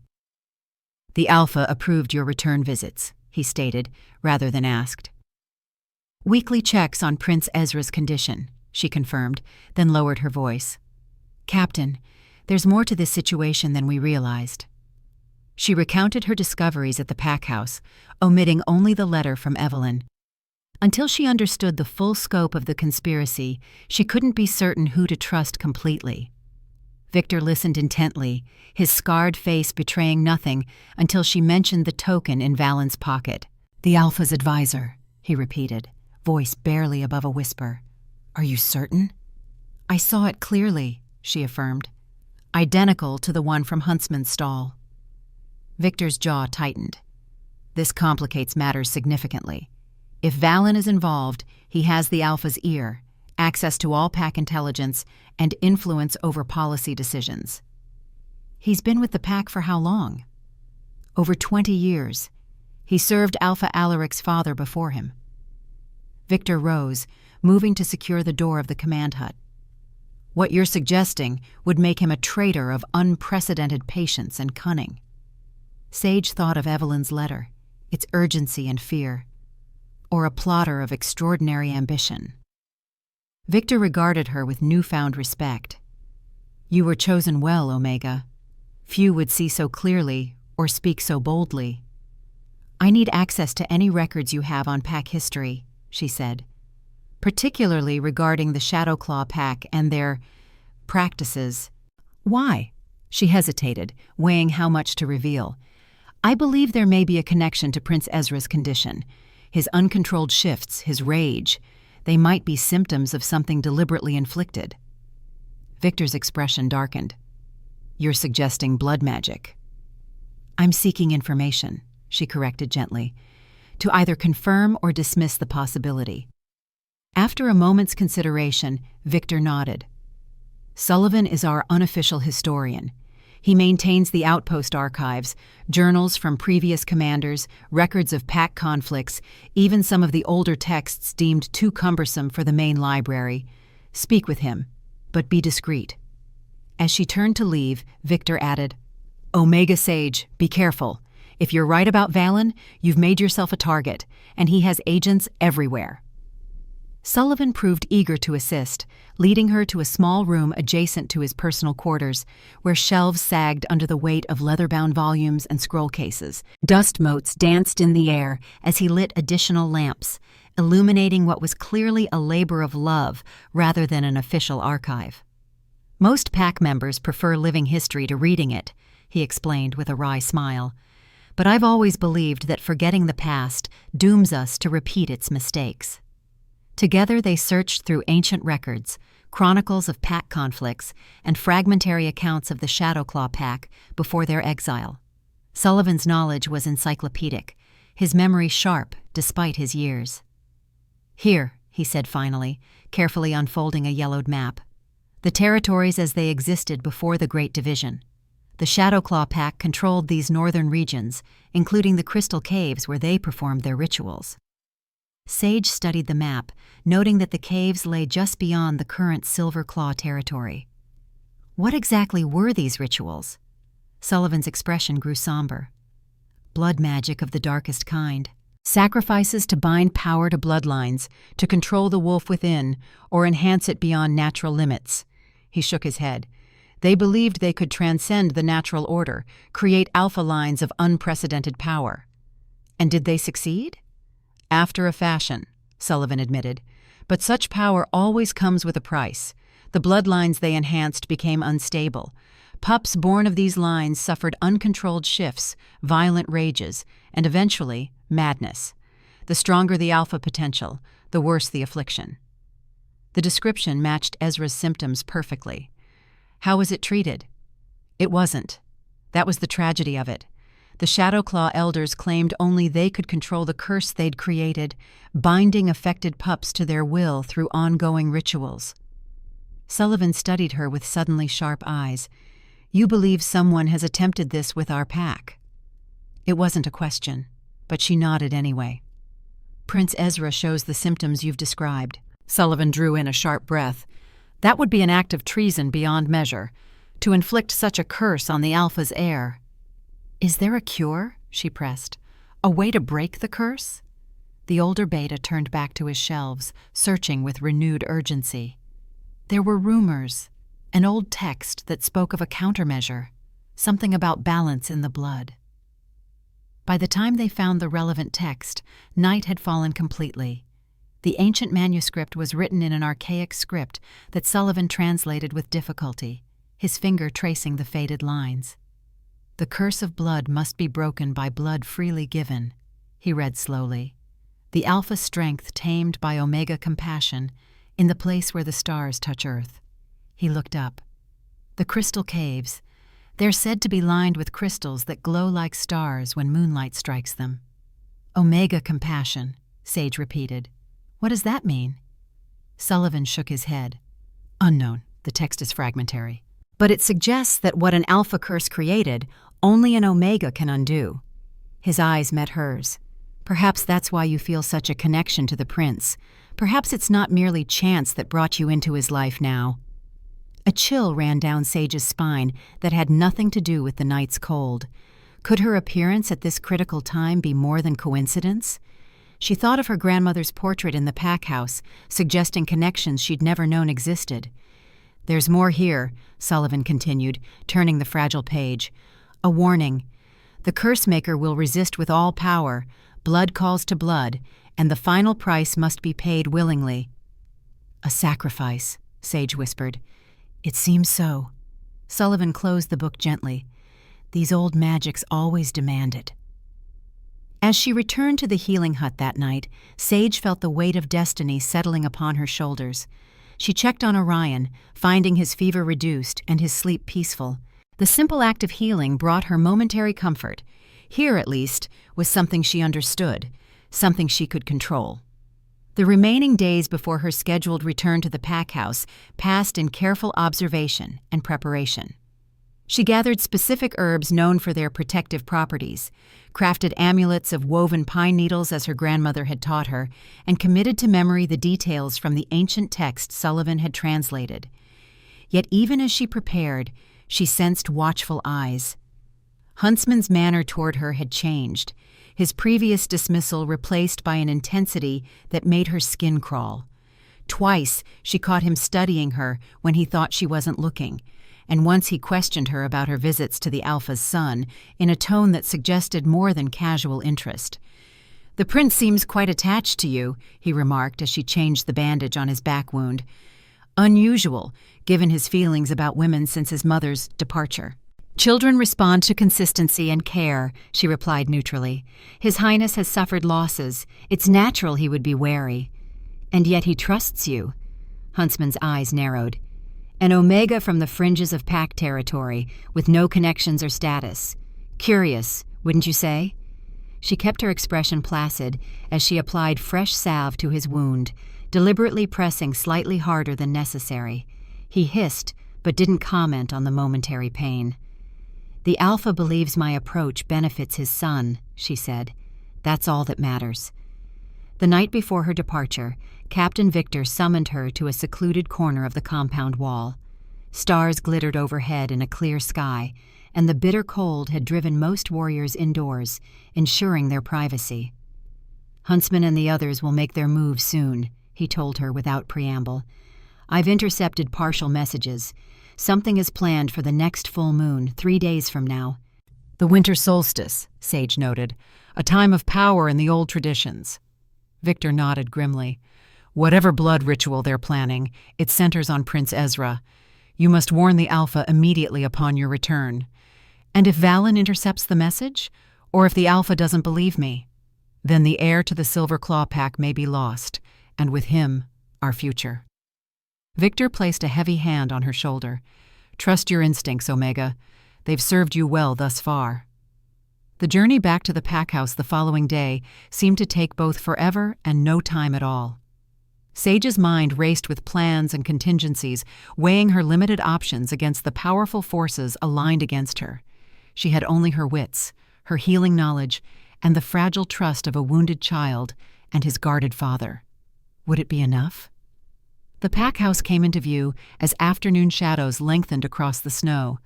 Unlike her previous return, no escort waited to lead her inside. She made her way through the main entrance, noting an unusual quiet in the normally bustling corridors. When she reached Prince Ezra's chambers, she found them empty, the bed neatly made, and no sign of recent occupation. A sense of foreboding washed over her as she turned to seek information from the nearest servant, only to find Valen standing in the doorway, his thin lips curved in a smile that didn't reach his eyes. "Omega," he greeted her with false warmth. "How fortunate you've returned. The prince has been asking for you." "Where is he?" she asked directly, seeing no point in pretense now. "With his father, preparing for tonight's ritual cleansing, a tradition before the solstice." Valen stepped into the room, closing the door behind him. "The Alpha hopes it might help stabilize the boy's shifts. A ritual you recommended, no doubt." Something dangerous flickered in Valen's eyes. "I serve the pack in all things. As advisor to 2 generations of Alpha leaders, my knowledge of tradition runs deep." "As does your connection to Shadowclaw," she countered, watching his reaction carefully. The mask of courtesy dropped entirely. "You are either very brave or very foolish, Omega. Perhaps both." He moved closer, his scent heavy with power and malice. "Did you think I wouldn't notice your investigations, your whispered conversations with that sentimental old fool Sullivan, your secret meetings with Victor?" "I serve the pack in all things," she echoed his words back to him, "including protecting its heir from those who would harm him." Valen's laugh was cold. "Harm him? I am saving him, saving the entire bloodline from the weakness that has infected it for generations." His voice took on a zealous quality. "The Silverclaw Alphas were once truly great, feared and respected throughout all territories, but they've grown soft, compromising with lesser packs, diluting their power with merciful policies. So you cursed an innocent child to restore what you see as proper Alpha strength," she said, disgust evident in her tone. "The blood ritual merely awakens what already exists in the line," Valen corrected. "The curse, as you call it, was placed generations ago by my ancestors, lying dormant until activated in those deemed worthy. Ezra shows more potential than any heir in centuries." "Potential for what? Madness? Pain?" "Transcendence." Valen's eyes gleamed with fanatical light. "Tonight, under the solstice moon, the ritual will be completed. The boy will fully embrace his enhanced Alpha nature, and under my guidance, he will grow into the most powerful leader our territories have ever known." Understanding dawned with horrifying clarity. "You plan to kill Alaric, to become regent to a child Alpha you can control." Valen smiled, confirming her deduction without words. "You see quite clearly for an Omega. It's almost a shame to eliminate you, but your interference cannot be permitted." He moved with surprising speed for a man his age, producing a small silver knife that gleamed with runes etched into its blade. But Sage had been anticipating violence. She ducked under his first strike, throwing the contents of a pouch of dried herbs directly into his face. Valen recoiled, coughing as the mixture of pepper, wolfsbane, and powdered pine resin assaulted his senses. Sage didn't wait for him to recover. She bolted for the door, yanking it open and running down the corridor toward the main hall where others might provide safety in numbers. But the corridors remained eerily empty. No servants, no guards, no witnesses to her flight or Valen's attack. The entire pack house felt abandoned, as if everyone had been deliberately cleared from the premises. She changed direction, heading instead toward the Alpha's private quarters. If Alaric and Ezra were indeed preparing for some ritual, she might find them there before Valen recovered enough to sound an alarm. The Alpha's wing of the pack house was marked by larger corridors and more elaborate decoration, carved wooden panels depicting pack history, tapestries showing hunting scenes, and battles of legend. Sage moved as silently as her Omega nature allowed, straining her senses for any indication of Ezra's presence. A faint sound drew her attention, a child's frightened whimper, quickly stifled. She followed it to a heavy oak door, ornately carved with the pack's emblem. From within came the scent of incense and something darker, metallic, blood. Without hesitation, she pushed the door open, revealing a scene that confirmed her worst fears. The room had been transformed into a ritual space. Candles burned in silver holders placed at specific points around a central circle inscribed with unfamiliar symbols. Ezra stood within this circle, dressed in ceremonial white, his small face pale with fear. Alpha Alaric stood nearby, his expression unnaturally blank, as if in a trance. Behind him, several pack warriors, including huntsmen who must have traveled ahead of her, stood at attention, their eyes similarly vacant. "Alpha," she called urgently. "Ezra, this ritual isn't what you've been told." Alaric turned slowly, his movements stiff and unnatural. "The Omega healer returns," he said, his voice oddly flat. "You should not be here." "Father!" Ezra cried, trying to run to her but finding himself unable to cross the circle's boundary. "Something's wrong with Father. He doesn't sound like himself." "Blood control," came Valen's voice from behind her. "An advanced application of Shadow Claw arts, difficult to maintain over multiple subjects, but effective for ceremonial purposes." Sage whirled to find him standing in the doorway, his face flushed with anger, but his composure otherwise restored. He held the silver knife casually, as if certain he wouldn't need it yet. "You've enthralled them all," she said, glancing at the vacant-eyed warriors. "How long have you been planning this?" "Since Evelyn began asking dangerous questions," he replied. "She discovered my preparations for Ezra's awakening. I had hoped to bring her into our vision, but she proved unreceptive." "You killed her," Ezra said suddenly, his young voice ringing with clarity and accusation. "You killed my mother." Valen's gaze shifted to the boy, his expression softening into something almost paternal. "She would have prevented your ascension, my prince. Your mother lacked vision, could not see the greatness that awaited you. Her sacrifice was necessary." "No!" Ezra shouted, tears streaming down his face. "You're a liar. She wouldn't leave me. She wouldn't."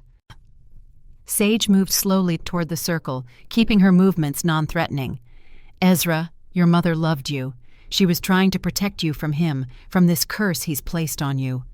"The ritual must be completed," Valen said sharply.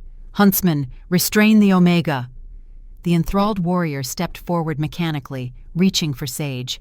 She dodged his grasp, circling the room to keep the ritual space between herself and her pursuers. "Ezra!" she called urgently. "Remember the wooden wolf? Your mother knew about all of this. She left clues, warnings. She was trying to find a way to free you from the curse." The prince clutched at his chest, where she knew he kept the carved wolf she had given him. "Mom told me to watch for someone in blue," he said suddenly. Before she disappeared, someone in blue would come."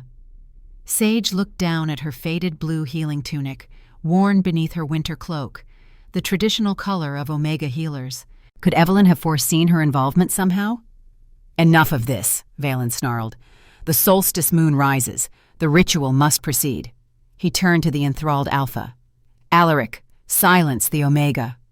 The Alpha moved with frightening speed, crossing the room before Sage could react.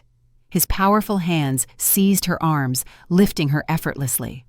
Up close, she could see his eyes, normally sharp with intelligence, were clouded and unfocused. Whatever control Valen exerted seemed to suppress his very essence. "Alaric," she gasped, "fight this, for your son, for Evelyn." At the mention of his mate's name, something flickered in the Alpha's gaze. A momentary clarity quickly submerged beneath the enchantment. Valen approached the circle, knife raised. The final sacrifice must be the father's blood, freely given in love for his son. Then the transference will be complete. Understanding hit Sage with terrible clarity. The ritual wasn't merely to enhance Ezra's alpha nature. It was to transfer Alaric's power entirely to his son, killing the father to empower the child. "The curse of blood must be broken by blood freely given," she recited desperately, remembering Sullivan's translation. "The alpha strength tamed by Omega compassion in the place where the stars touch earth." Valen froze, his expression shifting from triumph to alarm. "Where did you hear those words?" "The countermeasure exists," she continued, struggling against Alaric's grip. "Your ancestors knew their curse could be broken. That's why the Omega line was nearly eradicated during the Great Division, to prevent anyone from undoing your work." "Silence her," Valen commanded frantically. "The moment approaches." But Ezra had heard her words. Standing within the circle, he pulled the wooden wolf carving from his pocket. "This feels warm," he said wonderingly, "like it's alive." "Ezra," Sage called to him. "Your rage, your shifts, they're not your fault. They're his doing. Your mother found out. That's why she left clues with people she trusted, with Victor at the outpost, with the wooden wolf she knew would find its way to you." The boy looked from her to Valen, uncertainty warring with hope on his young face. "She's lying," Valen insisted. "Your mother abandoned you. Only I can give you the strength to ensure no one ever leaves you again." "No," Ezra said, his voice suddenly stronger. "She wouldn't leave me. Not by choice. You took her away." His small body began to tremble, fur sprouting along his arms as another partial shift overtook him. But this time, instead of panic or rage, his eyes remained clear and focused. "You hurt my mother. You're hurting my father." "The curse activates with emotion," Valen warned, taking a step back. "Control yourself, Prince." But Ezra was beyond control now. With a sound that was half child's scream, half wolf's howl, he lunged at the circle's boundary and broke through it. The inscribed lines flared with blue light, then sputtered and died as the boy crossed them. The disruption of the circle seemed to weaken Valen's hold on the enthralled pack members.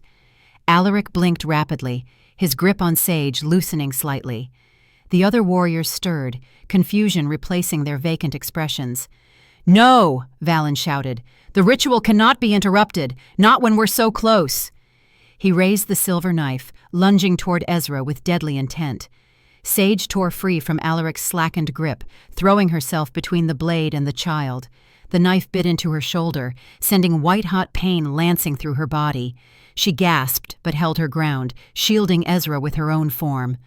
"Omega compassion," she ground out through clenched teeth. "Freely given." Her blood dripped onto the broken circle, each drop sizzling where it touched the inscribed lines. The room began to tremble, a low rumbling that seemed to emanate from deep within the earth itself. "What have you done?" Valen cried, backing away. "The countermeasure requires the crystal caves, the place where stars touch earth. It won't work here." Sage felt a strange warmth spreading from her wound, counteracting the pain. "The true ritual place isn't a physical location," she realized aloud. "It's wherever the curse takes hold. The place where stars touch earth is where alpha strength meets omega compassion." The rumbling intensified. Behind her, Ezra placed a small hand on her bleeding shoulder, his partial shift receding as he touched her wound. "I feel it," he whispered. "The bad thing inside me. It's going away." Alaric shook his head violently, the last of Valen's control breaking as he witnessed his son and the wounded Omega before him. "Ezra," he gasped. "Sage." "What?" His gaze landed on Valen, understanding and rage dawning simultaneously. "You!" Valen backed toward the door as the Alpha advanced on him, the knife now clutched defensively rather than as a ceremonial tool. "The boy needs the enhancement," he insisted. "The bloodline is weak. I was saving him, saving all of you from mediocrity." "You killed my mate," Alaric growled, his shift beginning to manifest as fury overtook him. "You cursed my son." The advisor's composure cracked entirely. "The Shadow Claw will rise again," he cried. "The old ways will return. The weak will serve the strong, as nature intended." But his words fell on deaf ears. Alaric's transformation was complete now. A massive black wolf, standing where the man had been, teeth bared in a snarl that promised death. The other warriors, fully freed from enthrallment, moved to block the exits. Valen looked frantically around the room, seeking escape. Finding none, he raised the silver knife to his own throat. "You've lost," he told them. "The ritual may be interrupted, but the curse lives on. It will manifest again, generation after generation. The taint is in the blood itself." Before anyone could stop him, he drew the blade across his throat. Red bloomed against his ceremonial robes as he collapsed to the floor, his final expression one of defiant satisfaction. Sage felt the world tilting around her, blood loss and shock taking their toll. She clutched Ezra to her, shielding his eyes from the grisly scene. "Don't look," she whispered. "It's over now." Alaric shifted back to human form, rushing to their side. His face, normally so controlled, was naked with concern as he examined her wound. "How badly are you hurt?" he demanded, pressing his hand over the bleeding gash. "I've had worse," she lied, fighting to stay conscious. "No, you haven't," Ezra contradicted with a child's certainty. "You're really hurt." He looked up at his father, panic in his eyes. "Father, help her! Help! She can't die. She can't." The room swam before Sage's eyes, darkness encroaching at the edges of her vision. The last thing she saw was Alaric's face, creased with worry, his lips moving in words she couldn't hear as consciousness slipped away. She dreamed of the crystal caves, though she had never seen them. In her dream, the walls glittered with countless points of light, like stars brought to earth. Her grandmother walked beside her, younger than Sage had ever known her, strong and proud. "You found your place," her grandmother said, voice echoing strangely in the crystalline chamber. "As I always knew you would." "Am I dying?" Sage asked, noting the absence of pain, the peculiar lightness of her body. "That's up to you." Her grandmother gestured to where the cave opened into a larger chamber. "There are those who would have you stay." In the chamber beyond stood Ezra, clutching the wooden wolf carving, tears streaming down his face. Behind him, Alaric waited, his expression unreadable, but his posture tense with anticipation. "They need you," her grandmother said simply. "The curse is broken, but the healing has only begun." Sage stepped toward them, feeling a pull like gravity, drawing her back to the world of the living, back to pain and responsibility and love. "I promised I would come back," she whispered. Her grandmother smiled. "You always keep your promises." The dream dissolved into sensation. Pain returned like a crashing wave, but with it came the awareness of soft bedding beneath her, warm furs above, and the scent of healing herbs she recognized as her own mixtures. She opened her eyes to find herself in an unfamiliar room, sunlight streaming through tall windows. The chamber was spacious and elegant, clearly within the pack house, but not the simple guest quarters she had occupied before. Ezra sat beside her bed, his small fingers wrapped around her hand, his head resting on the mattress in sleep. A movement from the corner of the room drew her attention. Alaric rose from a chair, approaching the bed with uncharacteristic hesitancy. "You've been unconscious for 3 days," he said quietly, mindful of his sleeping son. "The healer wasn't certain you would recover." "The curse," she managed, her throat dry. "Is it truly broken?" Alaric nodded, a weight seeming to lift from his powerful shoulders. "Ezra hasn't experienced a partial shift since that night. The rage episodes have stopped entirely." His gaze dropped to his son's sleeping form. "He's just a boy now. My boy." Sage squeezed Ezra's hand gently, relief washing through her despite the pain of her wound. "And Valen's conspirators?" "Huntsman and the others have been dealt with," Alaric said, his tone making it clear she need not ask for details. "Captain Victor arrived with reinforcements the morning after the ritual. He brought evidence of communication between Valen and the remnants of the Shadowclaw pack. It seems they plan to use Ezra as a puppet alpha, merging our territories under their effective control." "And Evelyn?" she asked softly. "Have you learned what truly happened to her?" Pain flashed across the alpha's face. "Victor found records in Valen's private quarters. Evelyn discovered the plot when Ezra began showing symptoms of the curse. She confronted Valen, threatened to expose him." He paused, visibly composing himself. "He killed her that night, then fabricated the abandonment story, even forging a letter in her hand." "I'm so sorry," Sage whispered. "She died protecting our son," Alaric said, fierce pride mingling with grief in his voice. "As you nearly did." Before she could respond, Ezra stirred, his eyes fluttering open. When he saw she was awake, his entire face lit with joy. "You came back," he exclaimed, throwing himself carefully against her uninjured side, "even from the really far-away place." She stroked his hair, marveling at the change in him. The suspicious, angry child had been replaced by a boy capable of open affection and trust. "I promised I would," she reminded him gently.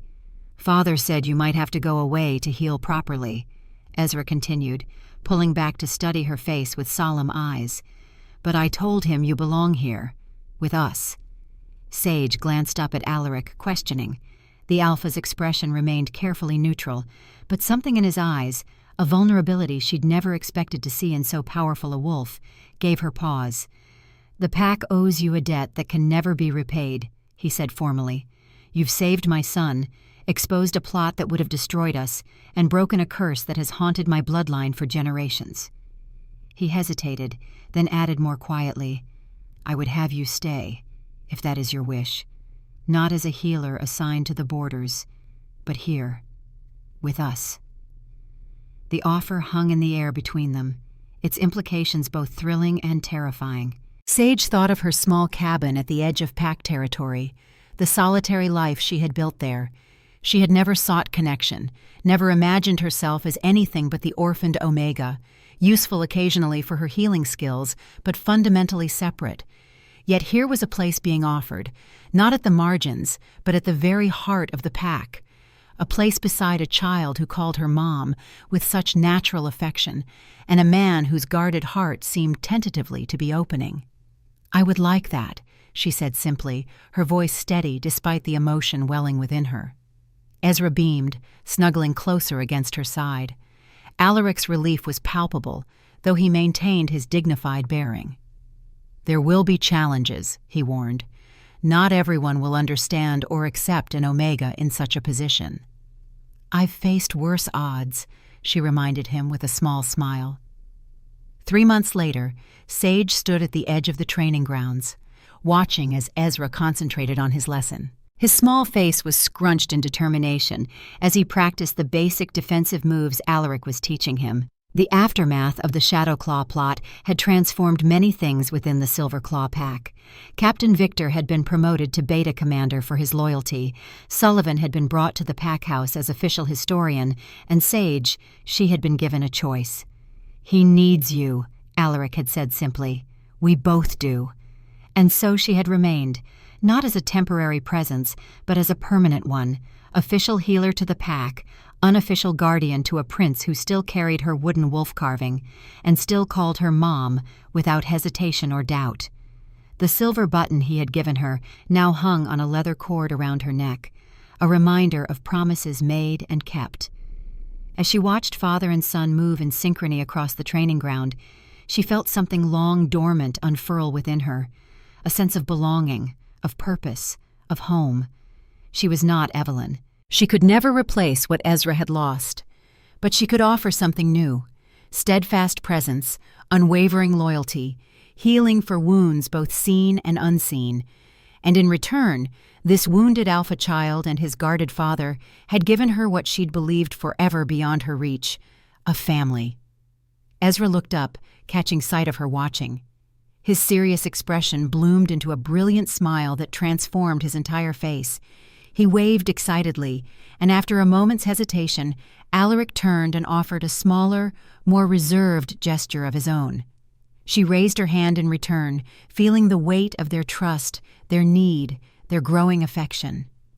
The wooden wolf carving that had once been her grandmother's comfort now protected a young prince from nightmares. The orphaned Omega who had learned to be invisible now stood in the light, seen and valued. The Alpha approached, his training session with Ezra apparently concluded for the day. The boy ran ahead toward the kitchens, always hungry after physical exertion. "You're looking well," Alaric observed, his tone carefully casual, though his eyes lingered on her face. "The mountain air agrees with you." "Better than border outpost air, certainly," she replied with a smile. They walked together in companionable silence for several moments before Alaric spoke again. "The Northern Coalition has requested a formal alliance. They're impressed by our handling of the Shadow Claw remnants." "A diplomatic victory," she acknowledged. "Your father would be proud." "They specifically asked that you attend the negotiations," he added, watching her reaction closely. "Your reputation has spread. The Omega healer who broke an ancient curse and saved an alpha bloodline." Sage shook her head, still uncomfortable with such recognition. "I did what was necessary, nothing more." "You did what no one else could have done," Alaric corrected gently, "what no one else would have dared." He hesitated, then reached for her hand, a gesture so unexpected that she nearly pulled away in surprise. "Sage, I've been thinking about the future, about Ezra's future, about ours." The word hung between them, filled with possibility. She looked up into his face, seeing the man rather than the alpha, seeing the vulnerability he showed to no one else. "I would have you by my side," he said, his voice low and intent. "Not just as Ezra's guardian, but as my partner, my Luna." The proposal, though not entirely unexpected after months of growing closeness, still took her breath away. To go from marginalized Omega to Luna of the Pack would be a transformation unprecedented in their society. "The Council will object," she pointed out, practical despite the warmth blooming in her chest. "Let them," Alaric said with the confidence that made him alpha. "You've earned this place a dozen times over. And more importantly," his voice softened, "you've earned a place in my heart, as unexpected as that may be to both of us." She thought of all the paths that had led to this moment, the lonely cabin in the woods, the pack assembly where she first met Ezra, the border outpost with its dangerous secrets, the ritual chamber where blood and sacrifice had broken an ancient curse. Each step had seemed random, yet all had brought her here, to this offer, to this man, to this life she'd never imagined could be hers. "Yes," she said simply, turning her hand to clasp his. "I will stand with you, for Ezra, for the pack." She paused, allowing herself a rare moment of complete honesty. "For us." Alaric's smile, so seldom seen, transformed his stern features. From the kitchens, Ezra's voice called out, impatient for them to join him. Together they walked toward the sound, toward their future, a family forged not by blood, but by choice, by sacrifice, by love. The wooden wolf carving that had passed from grandmother to granddaughter to prince now sat on a shelf in Ezra's room, watching over his sleep. And beneath the pack house, in a chamber few now remembered, the broken remnants of a ritual circle slowly faded away, the ancient curse finally laid to rest by the most powerful magic of all, an Omega's compassion freely given, an Alpha's trust wholly earned, and a child's heart completely healed.